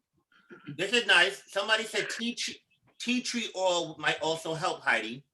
Tea tree's a little too strong for me. Tea tree is so strong. It's minty. It's very. Oh, it's minty. Rapunzel said the freaks come out at night, darling. Baby, yes, because it's 12. Yeah. Favorite Carrie or Vanessa moments. I could tell you a lot of favorite Carrie Vanessa moments. It's not even stuff at balls. Favorite Carrie Vanessa moments will be in Queen. Well, my days of Queen.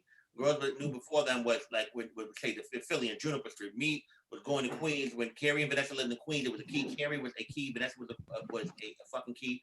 I would say, well, when they was to come with rollerblades to Clubhouse on 28th Street, Carrie and Vanessa was like, that type of thing, and Vanessa was like roller skating Barbie. That's my favorite, like Vanessa and Carrie things. When Vanessa brought her like Sharon Stone, then she looked over, bitch. She looked motherfucking Stone cold face with a stone cold attitude. She looked OVR, bitch. I also like the night when she battled Renee at the Prestige Ball. Remember when she had the blonde bone snatch, Kevin? It was bone snatch with a braid. And she battled Renee. It was at the Prestige Bowl in '97. Oh, okay. She had a slick back bitch, and it was Femme Queen face with a new look. She used to always like do the new look kind of thing. Yeah, she would She would always do the good theme. She was gorgeous. And Carrie was a makeup motherfucking maven bitch. And I'm gonna tell you something, y'all. Carrie was a straight key too, bitch. A fierce reader, bitch. She could read. Yes. Another thing is crazy. I think it's crazy. Like they would give Carrie a hard time because of her body back in the day, and her body was over. They would give her a hard time, and mind you, all the girls now want that right around that shape. And Carrie, you know what I'm saying? So it goes to show you how life is, right or wrong. No, yes, darling. Carrie used to live on South Street. Mother Meeka, Gemini said, Mother Meeka, why don't you like to watch balls? I don't know. I don't know. I'd rather watch it at a ball than watch it on watch clips. I'd rather see it live. Yeah. I don't watch the only clips that I actually watch are like specialty clips, like if it's someone I know that's walking or something like that. But I watch Femme Queen face. And sometimes I watch Femme Queen performance, but if I have to see the list of who's on there, then I watch. Like If my girls are watching, I'm watching, of course. But I don't know. It's like, I don't know. I'd rather watch. Listen, y'all, I'm gonna give y'all 18 more minutes because y'all could go all night because y'all got them coming. So y'all got 18 more minutes because y'all not playing. Y'all coming hard. All right. Maurice said, how do you feel when you are rejected? Do you get emotional? Not from who you are, just period. Rejected with anything. That's a few questions in one. But rejection, how do you guys deal with rejection? Nobody likes rejection. But I think part of you is always going to be like, well, damn. But then you just got to keep it going. You got to move on. Yeah, you brush it off. Yeah, but you still, I think just being human, you're still going to be like, well, dang. You're still going to give you that thought, like, well, but wait, what happened? Well, why not? But okay. And move on. They said tea tree oil is very potent. You need to dilute that with a carrier oil like coconut oil or almond oil to use it. They said powder for your tuck is not good. It actually makes your panties or undergarments very dirty. Yeah, no powder. And wrap it. With what? Wrap it. You got to wrap it with like paper towel or something, just to, you know. So bounty, a little bounty. A little bounty, yeah, just to protect it, because you don't want it to be all up in there all day. You know, you don't want. Remember back in the day, the girls used to use a sock. Remember back in the day, the girls would put it inside of a sock and put her inside the sock. No. Not a sock, girl. Put it in a sock, yeah. I've seen that a few times. I've seen that done. We put it inside of a sock. Child, I've seen a lot of things. Heidi. I have one. What is Heidi? What? Say, look at his face. Come on, Heidi. What Heidi said? What is it? Who is it from? What do you do when you're not in the mood and he wants some and a little bit come out? Who is from Heidi? Heidi, keep going. I do it with her. Stop him or keep going. Oh my God. A little what come out? What's she talking about? What's she talking about? A little poo poo. A little bit of poo come out. A little bit of poo. No, man. Come out. Okay, we're gonna leave that alone. Armani just said, "Ooh, Armani, they were talking about you earlier, Armani. You know what? You are definitely, and Kevin, me and you were talking about, and I know Misha definitely agrees. Armani, for those, I wish more people knew about your history, right or wrong, because Armani, you was definitely one of the greats ever, right or wrong, y'all, straight up. Armani was one of those. She was a force. She was. And just knowing that y'all two had battled, I'm right or wrong, you know, Armani was that bitch, just so y'all can know. Yes, she was. Straight up. The first time I ever met her was in Virginia. Now that's what we were talking about earlier, right? Because y'all like Armani was. Meaning that when Armani competed, Armani don't compete anymore, but she don't compete, no. But we're doing Armani I'm doing something soon for icons only, and Armani's on that list, so it's going to be awesome. So Armani's going to definitely. I want Armani to. When it's announced, I hope Armani takes part in it. It's going to be awesome. Rapunzel said, Meeka, her favorite moment is when you came off that balcony in the net. It was sickening. Spider Woman, bitch. Maurice said, that was an epic night, though. That was epic. To kind of answer that. Oh, bitch, how do you want to answer to her question, bitch? He said, we got 18 more minutes. You give us all of it, Heidi. It depends, Heidi. It depends on your man. Some men don't want you to get up, and some men be like, "Look, I know we'll come out anyway, so let's finish it. It's go better." No shit. Come on, let's keep it real. We got the things we done heard and dealt with. Some men don't mind that. Some men be like, "No, get up." So it depends on who you with, Heidi. No, get up.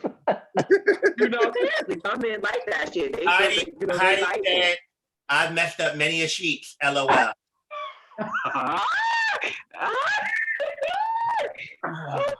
Heidi, I'm gonna need you to watch what you eat the day you need to watch what you eat the day that if you lactose or whatever, you need to make sure you stay away from dairy that day. You need to make sure you drink a lot of water. Just don't eat, girl. You know? Don't eat. Empty stomach. Get it in early so you won't be hungry all day. Mercedes Rapunzel said, my favorite moment was when you had that short haircut and with the bikini top and giving that hood Betty boop. I lived. What was that? Thank you, Rapunzel. She's done that a All right, I million can times. remember, but I Okay, think I remember. Gemini said, when did y'all realize the impact you all had on our scene and how do you feel about it? Heidi, take your ass to sleep, okay? Heidi preparing to mess up with some more sheets, baby. She's trying to. Wait a minute. Answer that question again. When did y'all realize the impact you all had on the scene and how do you feel about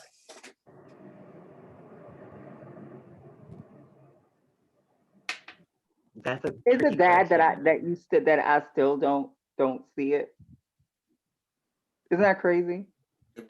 I think it is crazy, but you always so hard giving yourself credit. I didn't want to say that. No, it's just always. I think what it is that it's very surreal for me. You know what I mean? Like I think it's still one of those things that's like I'm still grappling with that. Like I don't think I've it really hit me. And I think honestly it's a good thing. I kind of like it that way. You know what I mean? Like there's definitely moments where I got to remind myself. It keeps you humble. It keeps you humble for real. And it also keeps you in a humble place. You know, keeps you very it's weird when people. It's weird when people come Olivia, and say they love you or something. that's going to be I'm going to answer more questions, but Olivia, that's going to be the last thing. I think that's a beautiful thing to close it with. But I'm going to answer these other questions first. But Olivia, I'm coming back to your question. I think that's good. I want to close it with that. So you don't really. What about you, Kevin? Impact. I said I really don't know. I don't think about it. Me and you talk about that all the time, and I don't. Yeah. I mean, yeah. I don't know. Rapunzel said to you, Kevin, you will always be his favorite iconic. Always be her favorite iconic Butch Queen Vogue fan. I love her. That bitch know I love her. That's my bitch. Hold on. Heidi, I'm gonna ask this. Heidi, I'm gonna pick out the one out of these three, the best one. It's so bitch ain't all trifling though.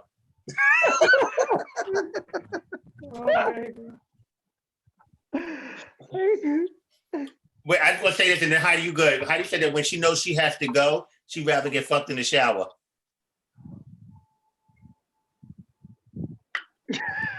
Okay.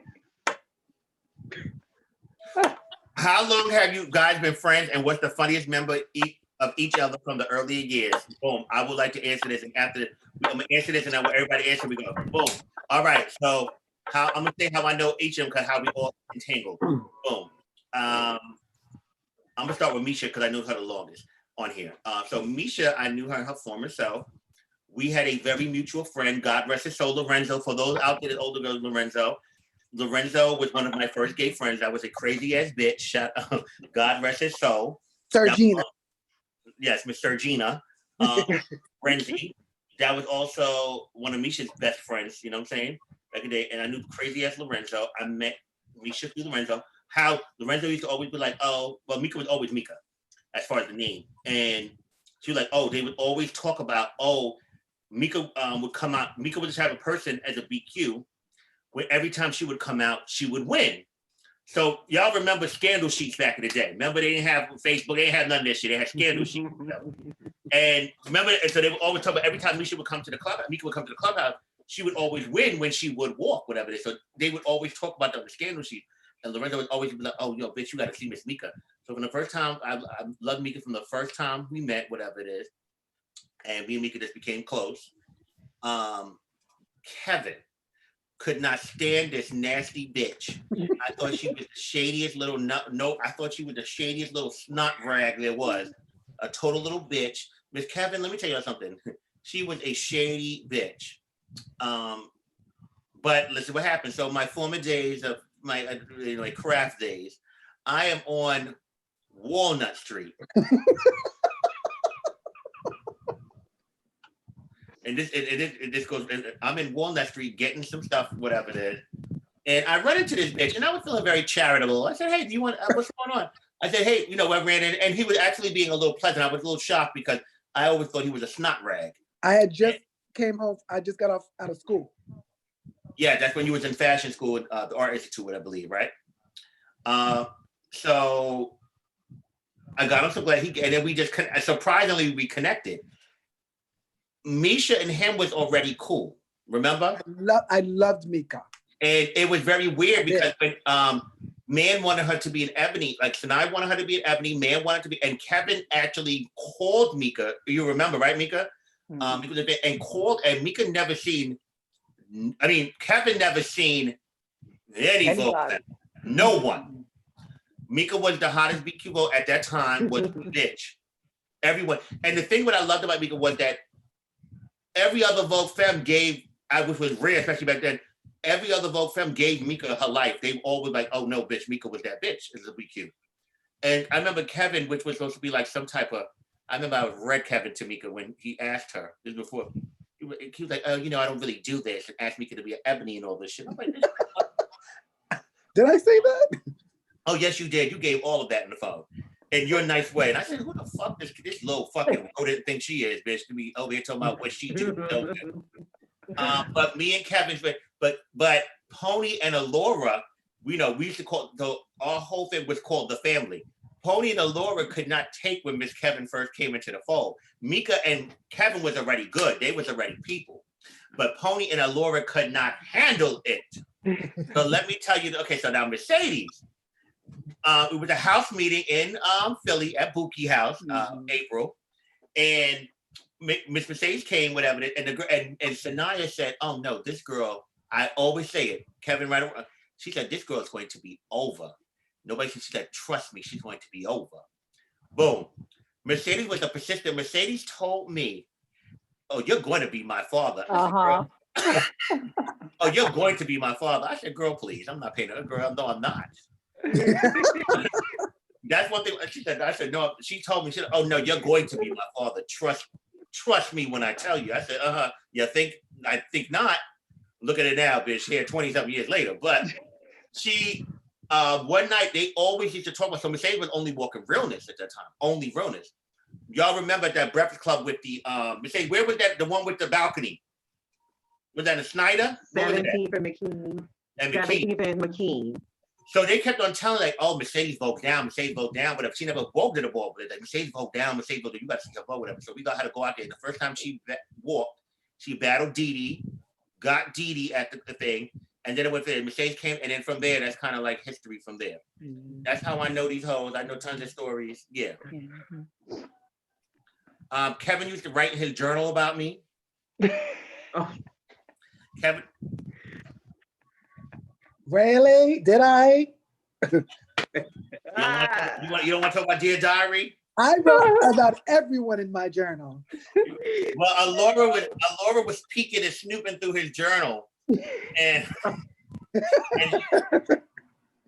Alora went and came and she read all Kevin's entries about me in the journal. Mind you, this was what, 20 years ago? 19 years ago. Mm-hmm. Alora, listen, y'all, Alora loved it. She came like, daddy. Journal. I said, she's like, bitch, listen to this. Alora read them. She read them entries to me, bitch, like they were steak, bitch.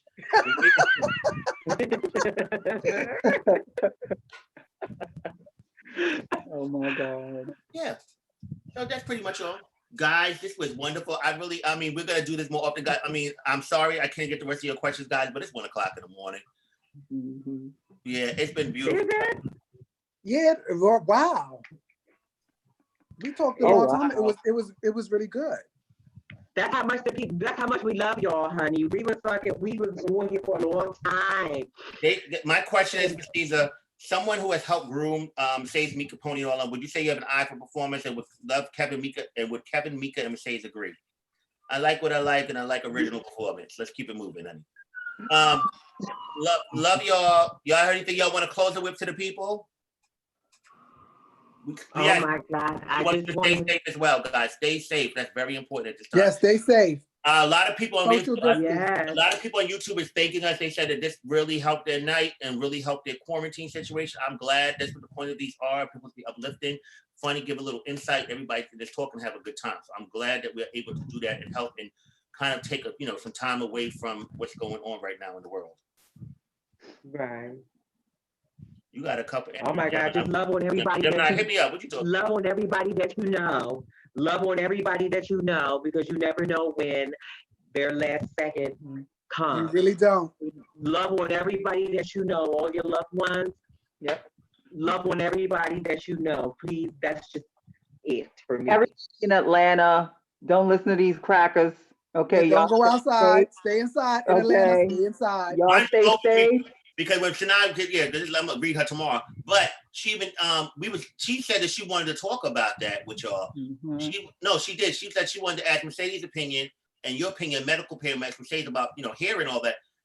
Because she said that she was scared for people in Atlanta that think that's going to be going out starting tomorrow. Yes. I'm mad because she was going to talk about that. She wanted to tell people tonight. Just because these things are open in Georgia tomorrow do not mean you need to go to these things, because it's really scary.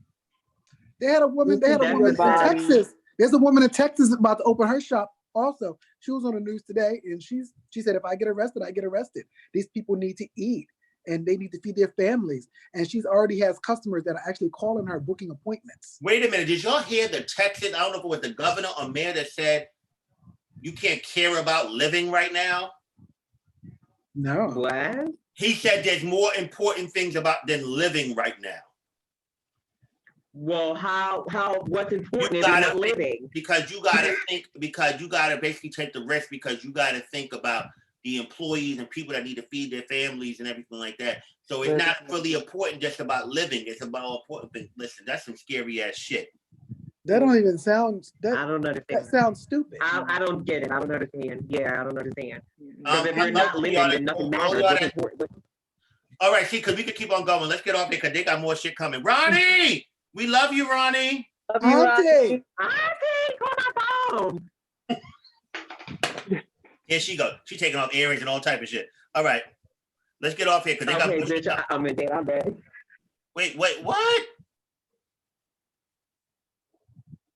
Let's get up. We're gonna change clothes and come back, y'all. Bye.